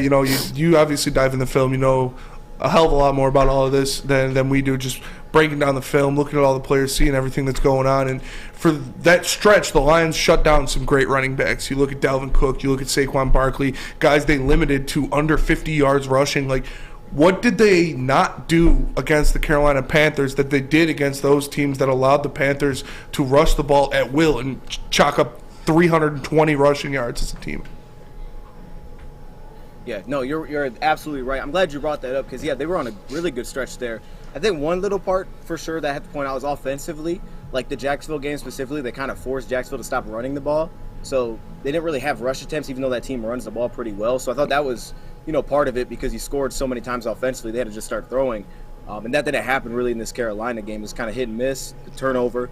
But I thought this one, I really felt like the Panthers, their game plan, like I thought they came in and it's almost like they circled all the things that we kind of have issues with. It made me think back early to the year. You guys remember we played Minnesota the first time around and, Dalvin Cook had his usual good game against us. It wasn't crazy, but he had about 100 yards. And then we come back next time, just recently, he does nothing. He didn't even average 2 yards a carry. And I felt like since that game, Minnesota kind of exposed us the first time around. They found like where our holes are and they were attacking us to the edges.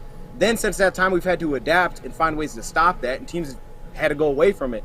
But then you bring Carolina, I thought they were very creative. Like, they put our big edge rushers in the action a ton with all the options. We had our cornerbacks sometimes had to make plays that they didn't make, and they just hit us with a lot of stuff that I thought was like, oh, okay, that's where we got holes. And then by the second half, I thought we actually really improved. It was just almost like too little too late. A couple big passes, one big chunk run that Okudah missed the tackle, and it was like, just not enough time, almost seemingly. So I just thought they just came out with a really good plan. Yeah, I mean they're physical too. Like watching their offensive front against our defensive front was embarrassing, and we just haven't seen that recently. Like usually, like that was the role the Detroit Lions played. Winning the line of scrimmage on both sides of the ball, and it just wasn't there. But you and I had a conversation a couple weeks back, I think right before this win streak started, and we talked about. If Mel being the one guy that Brad Holmes, you were gushing over the picks he hit on, and we kind of cast aside Iffy and Derek Barnes. Well, Derek Barnes kind of coming on now too, of guys who haven't shown up as of yet. What did you make of Iffy's performance? And I guess it's kind of a hard one to judge because of the situation, but actually, you think him being in there was part of the issue? No, I didn't really think so. There was like maybe one or two times where I felt like maybe he could have went for it. Like there was like some plays maybe he could have made that one, but no. I mean, if anything, he made like a lot of big saving tackles in the back end. Yeah. Like, there was so many runs that were getting to him. But in the pass game, there really wasn't much that stuck out because they really didn't attack him at all in the game. Like there was not that much passing. So I don't know if there was like a ton I took away from this one, but I didn't see any like big holes, which I guess is good. So to your point, Derek Barnes is starting to find a little bit of a role now, and the fact that they just decided to roll with Iffy as much as they did, I think, is a good thing. You know, because it could have easily just said, "Hey, man, we're just going to roll with another backup safety without having Elliott." But they went to him, which I don't think they've done that this year. Maybe one time this year they did that, so it was cool to see them just have that confidence in him. Well, the same thing with Kirby. I mean, we actually had the pleasure of speaking to Will and Jeff, and he's like, they were telling us like they're not afraid to put guys like in the fire and to help them learn. And that's kind of what happened with Will too. Will used to be a safety, and then with the old regime, with the Campbell and the boys, that they made him a slot back. Yeah, and looking at what Iffy did in this game, obviously, you just talked about it a little bit, but the parallels to Kirby, where Kirby came in his first game when he got the start after Tracy went down, and it didn't look great. He missed a couple plays, missed a couple reads and let up some big plays. You saw some similar things with Iffy. Could you see kind of a resurgence of him coming back after he gets more steps? Because, again, this is his first year playing this position, like it is Iffy's second year. Like it's Kirby's second year playing the position. So do you think in time it'll come together, or are you counting him out? No, that's a good point. That's a really good point, because I think when you just look at what he's good at, like he could definitely play the Elliott role. I think the biggest thing, maybe not the Elliott role, I don't want to say because they're not the same. Like Elliott to me just seems more like aggressive just as a whole. But can he play like a man up like Elliott? They ask him to, because they always ask their guys to man up in coverage. Like, yeah, we know that because he played corner. So skill set wise, yeah, I could see it working with him. Especially, you're right, like he's not breaking down in the back and he doesn't know where he's supposed to be, which I think the assignments that they're going to put on his plate, he'll be able to handle. You're right. So I could see him taking off for sure. And then next year, who knows if Elliott's back or not? Maybe that's his role at that point. But the fact that he was reliable in the back end making tackles was probably the best thing. I don't think he's that aggressive dude like Elliott is. He's kind of crazy when he's in the box. But absolutely, that's a good point. We're hurting today. Me personally, I had to cancel all the playoffs just to hope for the best, prepare for the worst scenario for me. As a fan, I had to cancel the playoffs out of my head. And then an actual reality situation that went on is like we kind of like married ourselves to the idea of Jalen Carter becoming a Detroit Lion with that Rams pick. And obviously the Rams put on an absolute clinic against the Broncos, and that's no longer the case. Where are you? Have you allowed yourself to think about the draft yet with the Rams pick? And if you have, like, who are you looking at? Or actually, what is the biggest need in your opinion? Oh, sorry, man. No, that's a good question. You scared me. I was like, oh, what happened? I was sure laughing. No, they don't cancel playoffs, first off. Still believe, it's still possible. Hey, it's still right that's there. That's fair. Especially for sure. Seeing the Rams. Look, I'm like, hey, maybe the Rams do beat the Seahawks. But no, you're right. Like, for the draft. No, but I think with Carter, yeah, that makes a lot of sense. I haven't seen a lot of him from this year. I knew his stuff from last year. He was crazy. Personally, though, if you just give me a position, I'm still on cornerback's probably my biggest need. Now, in saying that doesn't mean I have to think that has to be my top pick. We can find that different ways, but like need-wise, I would point towards cornerback. I think D-line's close because some for depth. Even though I've liked Bugs, I think he's picking up. He's getting better and better. He just looks smart. Aleem's a dog. I love Aleem, but I think cornerback for me. I don't know if you're going to find a shutdown guy. The odds of that are probably very small, but if you could find a dude that just feels like you're number one, and then we'll see what Okudah turns into. But right now, if you're telling me evaluate the season, is that a number one? No, not right now, but eventually he could be. And then Jerry, I really like Jerry. Does he need to start? We'll see. I mean, I like him. I think he could be a starter, but that dude has potential to, kick inside the slot. Yeah. So for me, it'd be cornerback because we've already seen this year, the biggest difference is made with Amani out and not Amani out, but with Jerry back in, how big of a difference that's been. But still, to me, that would be the biggest point because I think we need a man coverage corner. We play so much man. We help our guys, but if we could just throw less help to our number one, you got guys like Jefferson, you're going to keep playing over and over. He's going for 240. That's a problem. I know you're still helping. You're still double teaming the dude. He's going for 240. That's an issue. So, to me, that's the top need. I don't think D-line's far behind. Yeah. The running game has been an issue that they've even pointed out themselves, Detroit Lions. They use the word inefficient. I know you're a big film guy. What is it? What the hell is going on? Because I believe we have the offensive line. Per ESPN, they're top 10 run blocking and bottom tier pass blocking, whatever. That's nonetheless. But like, what the hell is going on with that run game? Is it the running backs, offensive line? How can they fix it, and how are they going to fix it? Yeah, no, that's a good point. It's been bad for a while. It's kind of surprising. Even when you look at like the season stats, they're now like middle of the pack, bottom half in expected, in EPA. It's concerning. I thought for a big stretch there, without having Evan Brown in there, was an issue. I thought the majority of the issues were coming from whoever was the backup, whether that was Skipper, KO. I thought KO was okay, but it was still like more a majority of like the missed blocks, and then someone would get through, and that's all it really takes with a lot of the runs is just someone to blow a block completely right off the snap. And then we got Evan Brown back. I still think he's kind of settling in. Like last week against the Jets, it was tough. There was a couple things in there. It's a tough matchup. This week still wasn't perfect. He'd probably be the guy, but honestly, like I thought the Jets game specifically up to that point, because we were getting Brown back, I thought we didn't get much movement, man. I really didn't think we were getting any movement on the front. I thought their D-line just beat our offensive line majority of the time. Like we could not get to the second level without someone breaking free. And then this last week, like there's been little things. Like there's times where it's like, man, running back, maybe he should have just kept going upfield, or the tight end missed the block off the edge, and that's the responsibility they're putting on him. But I'm still kind of wait and see on that, because I think it's going to get better, especially as Evan Brown kind of gets back to it, and the defensive lines that we play aren't as like good as they have been. I think it's going to exactly like this Bears game. I can see them running really well against the Bears, and I think it could really settle back in. So I'm kind of waiting for that. If we're terrible against the Bears, now I'm really concerned. What about the running back situation specifically? Obviously, going into next year, Jamal Williams, you got to make a decision on him, whether you want to sign him or let him walk in free agency. We know DeAndre Swift, that when he's available, when he's playing, he can make big plays, but it seems like they're kind of tentative to give him that workload because they don't want to lose him. At least that's how I'm seeing it, is because it looks like he's healthy. When he's in there, he can make plays, but I think that how they see it is when we give him those 20 touches a game, he gets injured. So we're going to keep it to around 10 and use him sparingly. Would you like to see them, go after somebody in the draft, maybe a second rounder? We just had Russ Brown on. He broke down a couple guys that they could look at. Or would you like to see them go after a free agent?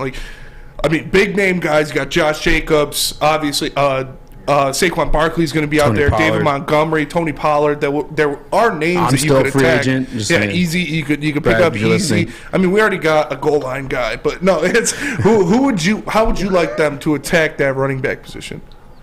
I'm with the fridge out here, son. Hey, look. Look, I mean, you're at the fridge. You're not like the fridge. I don't know about like the Swift one. The Swift one to me, it's not one of these things where I'd be going to offseason like, all right, we're good, we got Swift here. Like, nah, like that's if I'm keeping around, we need an upgrade. And I don't even, for me, like number one, Swift. I thought actually he ran the ball kind of well last week, so I gave him some love for that. And I don't think this week was maybe necessarily bad. He's still like concerning me with his hands, because it seems like every week he's got a drop in there, and it's like, what is that, dude? It's like easy.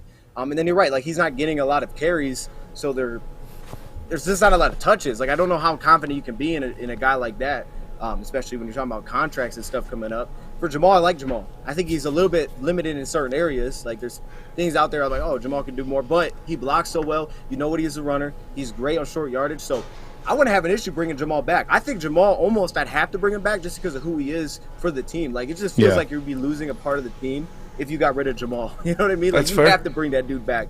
Is there amount of money you'd cap out? Like how much are you unwilling to pay him? Ooh, I like the contract he's on right now. It's like 2 years, $8 million, somewhere in that range. I'm cool with something like that. I would cap out if it got long term. Like if the years started to get too long, I'd cap out. Like that's why I would consider it free agency. What was like 2 years, $14 million? Deal. Man, that's tough. You know what? I would consider it. I would. I might do that. I might do that just because the cap's going up. I might not have a problem with doing that. But in doing that, it probably changes how much you invest in running back position. For me personally, I would invest. I would go get another running back this offseason. I would go get another one. Yeah, and I'd be cool with looking at him like, hey, let's go get a number one. Like we need a number one running back here. And Jamal can be kind of the change of pace dude. And I don't know about Swift's future really. Like if it's not here, it wouldn't shock me. That's my thing too. Is and we got to pay a bill here shortly. Do you mind sticking with us through a break? Go ahead. Okay, cool. But that's my thing is if you are going to move forward with Jared Goff as your guy, you know that he's best equipped with an elite running back. That's the best we've seen him at. So go ahead and get you that. if there's a Todd Gurley floating around out there, I'll take him. Todd Gurley, I talk about it. Call me Brad Holmes. Per capita, when he was on, Todd Gurley was the best running back I've ever seen. Like, yeah. I obviously I didn't get to see Barry like that. Adrian Peterson. Adrian Peterson's up there, but Adrian Peterson had a longer run, but Todd Gurley was special. Adrian Peterson better than Todd Gurley. Special. He did everything. But Planet Fitness is the home of the judgment-free zone where you can work out in a non-intimidating, judgment-free atmosphere. The gym that has always been known for being clean is now cleaner than ever. Has tons of equipment, a full-body workout in just 30 minutes in the 30-minute circuit, and all memberships include fitness training. You get all of that for just $10 a month. Join in-club or online at planetfitness.com. It's Planet Fitness, where your fitness is essential. We don't like to brag that we are the toughest sports network in Detroit, but we do have a guy named Darren McCarty on our side. Lemieux and McCarty, who've had a good knockdown drag up. There they go, right on the whistle. They were talking to one another. Woodward Sports. At work and at home, we're there with smarter security solutions. Featuring complete automation with customized alerts and more. For over 90 years, we've been the company that's been counted on to protect what matters most, all with personalized service and care. Right now, for a limited time, receive a free video device plus free installation with a new home system. Guardian Alarm. We protect Michigan. Get a shot up. This is for the win. All of Detroit's sports teams live on Woodward. All of Detroit's sports coverage lives on Woodward Sports. Driving the best in Detroit sports coverage.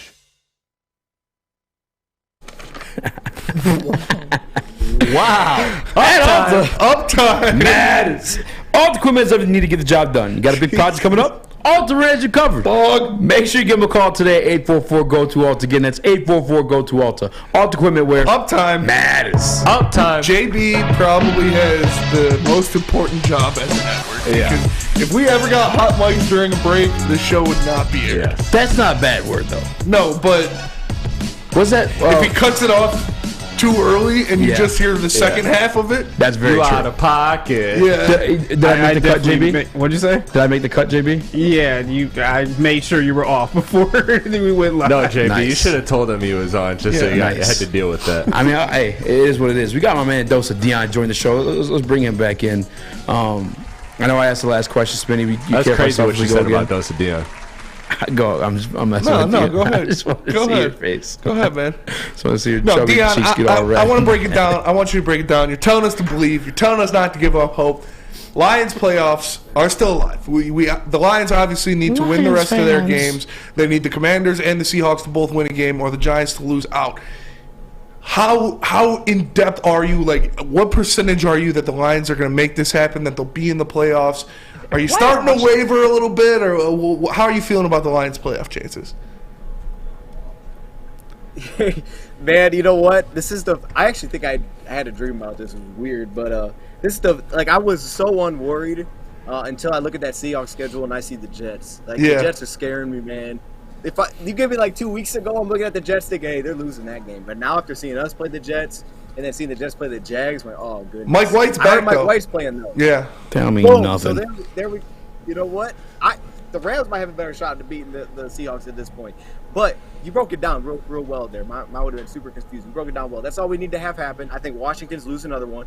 Dallas is going to keep playing their starters through the last week because they may be in, looking for that 2 seed with Minnesota. And they still got Cleveland, which Cleveland looks awful. But I think we could definitely make it. It's just, does Seattle lose one? That's all it is to me. I think we're gonna win our last 2. And this is I think this is an awesome scenario. I'm pretty sure if Green Bay loses to Minnesota and we win this weekend, they can't get into playoffs, even if they wouldn't. I don't think they can get into playoffs. I don't think they can technically pass us, right? Because we had the same record and they don't have the division wins.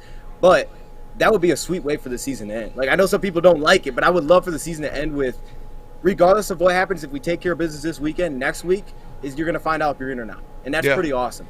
So to me, I think we're going to get in. I do think we're going to get. I think Seattle's going to lose one here. I'm losing confidence in Seattle as the season goes, and I think we're going to handle business. I think we needed this because Chicago's the perfect team to play to get back on track against the run. Speak it into existence, young king. I believe. I believe it. Young blood. I believe it. Before you came on, we talked to Russell Brown. He's a draft expert. He's a true sicko. I mean, this guy knows the backups of teams I didn't even know existed. He knows like their 100-meter dash times and all that stuff. Yeah, Mid-Coast Central's third-string running back really has a good. I mean, he's seriously like that guy. I asked him about quarterbacks. He's also a Detroit Lions fan too, and he said he wouldn't be mad. Again, because I know Nate Sudfeld being the backup, I don't know if he's coming back. I know that. I'd like to groom for the future. I don't think it's a problem too. I mean, Aaron Rodgers came from that. I mean, there's a lot of good quarterbacks around the league that came from situations like that. Would you, as a Lions fan, be pissed or upset the Detroit Lions addressed the future of the quarterback position in this year's draft class with the first-round pick? See, look, y'all know what answer I'm going to give you. Y'all knew before I came on here. Yes, I would be upset if the Lions took a first-round pick and took a quarterback. Now, that's not knowing who the quarterback is. Maybe I fall in love with some dude, and I'm like, hey, I'm cool with that. You take that dude. But from what I know, I would not be very happy if the Lions use the top pick. I'm just saying, I would not be very happy if the Lions just took a quarterback in the first round. It's like, we're not super far.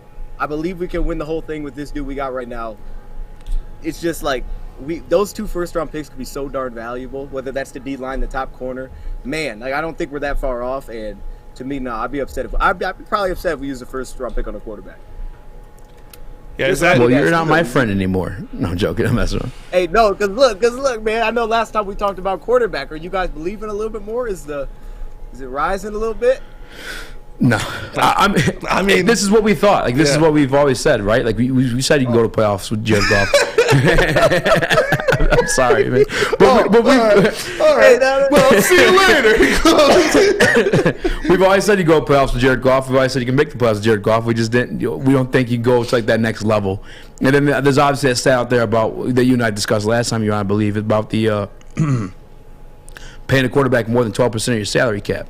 I'm just not a fan of it at all. And like, I personally I don't have an issue if they were to prepare for the future. And like, if I'm considering myself a Lions fan and as much value or faith I have in Brad Holmes, and if he takes a quarterback and he's investing for the future with it, then I'm down. I'm here for it. I mean, I guess I just don't see the issue with it, especially when there's like a pattern of teams having success with those quarterbacks and rookie deals. You know what I'm saying? I get it. No, I get it. And it makes sense, right? I mean, like I said, I still think cornerback. Like, I would absolutely prioritize getting myself a cornerback. But if they somehow got a cornerback, maybe free agency, maybe their top pick, and then they're looking at it like, to me, yeah, I want D-line. But does a top interior defensive lineman start over Aleem? Probably not. The place that he would start is likely over Buggs. But then where is Levi at within this? He's not going to start over Hutch. I don't really think Romeo's going anywhere. So it's like, I get what you're saying based on just positional, needs. But hey. Now, you know what? I won't bring it up because I don't like putting that stuff in the air because then things are going to go horribly wrong. But, I get what you're saying. I get what you're saying. Who is your guy if you had to pick of the litter? Ooh. Were you talking about quarterbacks in the draft? Yeah. Oh, man. I don't know if I love anybody yet, man. I really don't. Like, I didn't love Will Levis because I'm really never on the quarterback kind of like Ohio State quarterback board, but I think he's pretty darn accurate. So I do like that about him. I don't know if there's a dude right now I don't know if there's a guy right now. I can't put a name to right now that I like. That's fair. That right now. I've been saying it the past couple weeks, and Russ Brown said it today without even me coercing it out of him. So it made me feel good that like C.J. Stroud reminds me a lot of Jared Goff. Like what he does well and where he struggles. Like he struggles when he has, to move around the pocket. He struggles making multiple reads or when some pressure's in his face. But what he does well, he puts the ball out there accurately, has a nice ball and stuff like that. And obviously, I'm not in love with C.J. Stroud. I don't want the Lions to pick C.J. Stroud. I'm big Jalen Carter guy. I would sell my soul for the Detroit Lions to be able to draft Jalen Carter. And I just think it's, Baker Mayfield is ruining this for us, man. It's killing me inside. But it's so say the Lions are staying there at 7. The Lions have that 7 pick. All of those guys, the big names, Will Anderson, Jalen Carter, the 3 quarterbacks are off the board. Who are you going for with that 7th pick? I'm going for a corner. I'm going for a corner, man. I'm getting that 5th year. I'm going for the top corner available. To me, I'm not really sure. I like say this is the number 1, but like I said, like Cam Smith. I saw Cam Smith's games out of South Carolina. Some Joey Porter. I can't English. I don't know if there's a dude right now that I know is like the best for man, and I'm like, I like that guy, but I want to be very good at man. So if you're putting me in that spot without knowing all the prospects right now, I take the top corner available. Okay. 100%. And then, dude, I appreciate you joining us and spending all this time with us. We got to get going and pay some bills. But real quick, Chris, if you just cut to like each one of us in a row, which one of us would be easiest for you to kill? Bare hands.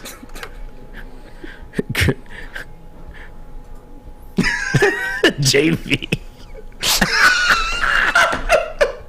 Who you got? Who you taking down? Who would be the easiest to murder? Bare hands.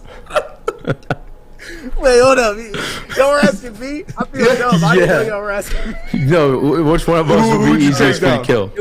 Wait, can we roll it one more time? I really got to investigate. Right. Okay. The mustard on that hot dog. I wasn't prepared.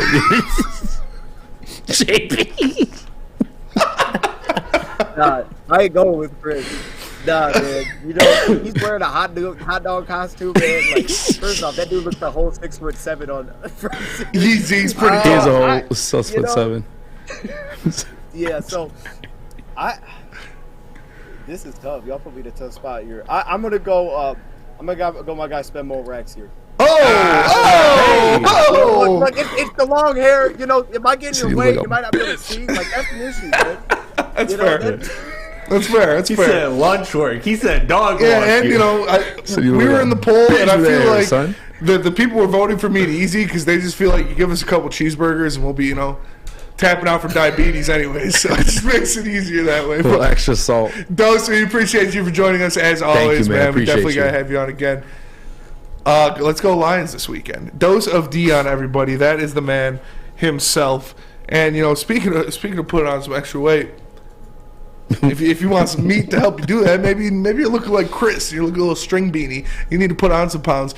Just go to the butchery because the official meat supplier of the Woodward Sports Network is the butchery. You can call 248-682-2697. Yes, that's 248-682-COWS. Or move on over and order online at thebutcherysl.com. Shipping included for Woodward Sports customers. The Butchery. Meats, eats, and treats. Sandwiches to die for. Wagyu meats and artisan breads inspired by the legend Chef Dave. Only the best of the best for our meat-loving customers. An old school butcher shop from a new school perspective. Again, shout out to Chef Dave. He's the man, and he just had birth to, well, he didn't have birth. His wife just gave birth to their youngest child. So we hope all the family are happy and healthy. You know the guy knows how to handle his meat, so go buy some at thebutcherysl.com. Make sure you download the Woodward Sports app in the App Store and the Google Play Store today. Take Woodward Sports with you wherever you go and listen live on your phone or mobile device.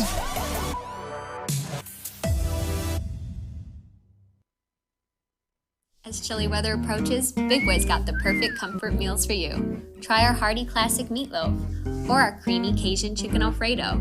These will be sure to leave you craving for more. How about breakfast?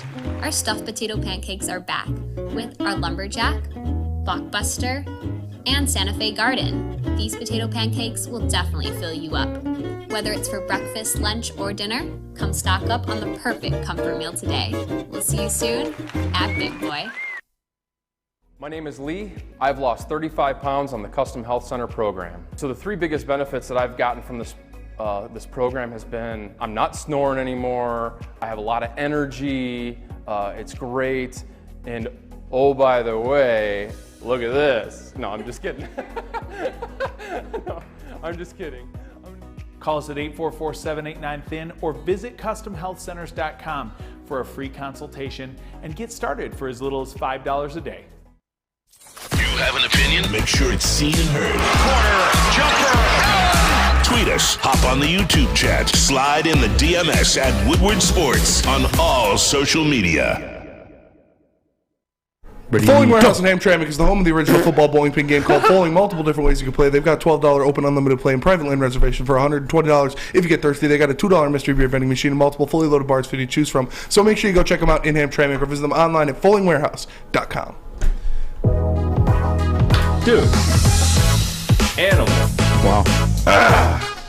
Absolute animal. Thank you. impressive. Thank you. Not gonna lie. I tried. Even though we couldn't see your face. Yeah, even though, yeah. That was quite literally like So 9 did you seconds. really do it, or did they like? Can we do it again? No, hand try. Wow. I know, right? Let's get, you want to see me do it again? Oh, wow. You felt that guy in that chair. That should have been so funny. What up, though? Welcome back to Woodward Heavyweights live on WoodSports.com. I'm your boy Easy, joined by my man Spin Mo Rax. What up, though? Young Chris, the TD Move, JB Smooth, the 1 to 2s. That was a fun show. It was a fun show. Breeze by. Adam calling in was cool. Also random. I think he was calling for the Bill Bryan stuff. I'm not sure. Bill O'Brien, maybe. Yeah, honestly, I think it was. Yeah. We got it was past his time. Mm-hmm. We got an official time in the chat from iKing Horse, 14.64. That's unverified though. Currently, we need I to couldn't do a verify single that. read that fast. Yeah. I don't have equipment uptime matters. And when we did the best part is when sure. we interviewed our fearless leader Chad Johnson at the event. Oh, he's staring at you. He was staring at. He was right next to me. He was staring at me during the live read, but it was Fulling Warehouse. So I was like, yeah, couldn't be a better one to be in this high pressure situation. I was Honestly. like, I could do this in my sleep, and yeah, he was. Yeah, because you didn't need to look at the paper or nothing. No, yeah, it was awesome. That was. I'm getting that way with divine chili timing. peppers. I could do it without the paper. I just can't do it as smooth as Chili that. peppers is easy. I just. It is. It was almost too easy, and that's why it turned into reading like what it was. And I was like, I don't want to get canceled for this. Yeah. Like, I know why I'm here. Why are you here? Why are you here? Yeah. To save the chili peppers Tanny read. Oh. Oh yeah. Yeah, sure. Oh yeah, because Easy. Yeah. There you go. Man. Yeah, see, I can't say that. Tape it gets delay. taken too literally. Yeah. You, it's funny. What if you say it it's like, why is wah? he bragging? Yeah. Who said was bragging? You were. I wasn't bragging. Yeah, you were. I was just saying. Spencer, I'm I wild say- man. Why don't you call Chris what you called him during the break, huh? Yeah. You want me to say it? No, I don't. I'll say it. Please don't. No. Hit the like button if you want me to say it. Adam already dropped the R word on his did. show. Oh, I love riling Adam up. Yeah. It's good to get under there. he would like start talking again, and I would just comment something I knew would piss him off. Get pissed off again. I was like, no, Adam's just mad because I have facts. Riling Adam up is great. It's great to see. I think I'm the best at it. Yeah. Sometimes even on You accident. get Neil going too. Oh yeah. You made Neil Yeah. break a couple times, which is impressive. Oh yeah, I love getting Neil a break. Neil's Who's the toughest to crack for you, Easy? I I feel like you don't get cracked Ryan JB. Armani like We that. haven't cracked JB. We haven't cracked JB. No. Probably not gonna happen. Yeah. Yeah, you're way too chill. Yeah. What is like the most fiery topic? Like what? Yeah, what would do you get like fiery die on the sword for? Probably Funko Pops. I'm joking. I don't know. I don't think I really got anything actually. When's fine. the That's what last someone- time you were mad? Like when's the last time you screamed out the F word? Don't give Easy the answer. When I was 6 inches deep in my wop. I'm joking. Jesus. No, seriously, when's the last time you like just screamed out? Shoot, I don't know. Probably yelling at my dog for taking a shit in the living room. All right, tomorrow I'm gonna shit on the carpet. He's just gonna shit on the soundboard tomorrow. I'm gonna drag my ass like the dogs do. Come in. Oh, who did this? I'm not cleaning this up. Dude, getting Sam Flannel to break is so funny. Dude, when that stick out. Yeah, that was the best time. when he threw his dude, Yeah. I got the perfect action shot. That of was it, too. wild Flip timing, the by the camera. way. You know, I'm a pro. I get you to break, but you're like you just like turn off. Like you don't like reciprocate all the time. Yeah. Yeah, You're just like Okay. yeah. I hate that. because I know that like I don't know. Me and my boys do it all the time, so I know that like if someone's trying to get a rise out of me, Yeah. I can smell it. But sometimes like we need it though, like for the show, and it's Yeah. like God, like damn it. You want me to start screaming next time? I'll start screaming. I say something stupid. I get you sometimes. The Pistons are not trading for Kevin Durant. No. Oh, we didn't even talk about that last night. Pistons blowing that 14-point Yeah, lead. that was pretty nasty. We don't have to. In the history of the NBA coming into last night, teams were 2 and 1,268 or something like that when leading by 14 or more points with 5 minutes to Insane. go. Or 3 minutes to go. It was embarrassing. But to be honest, I was surprised they even won that game. It was sloppy. Yeah. It was a very sloppy game from both sides, Very, obviously. and in the last, Neil told, because Neil was on the call. Shout out Neil Rule. He did a great job filling in for Mark Champion. The Pistons had 9 turnovers going into the 5-minute mark in the fourth quarter.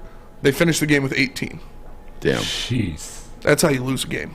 That is how you lose a game. That's literally high school basketball. Yeah, it is. It was pretty bad. Didn't you talk about Tua today?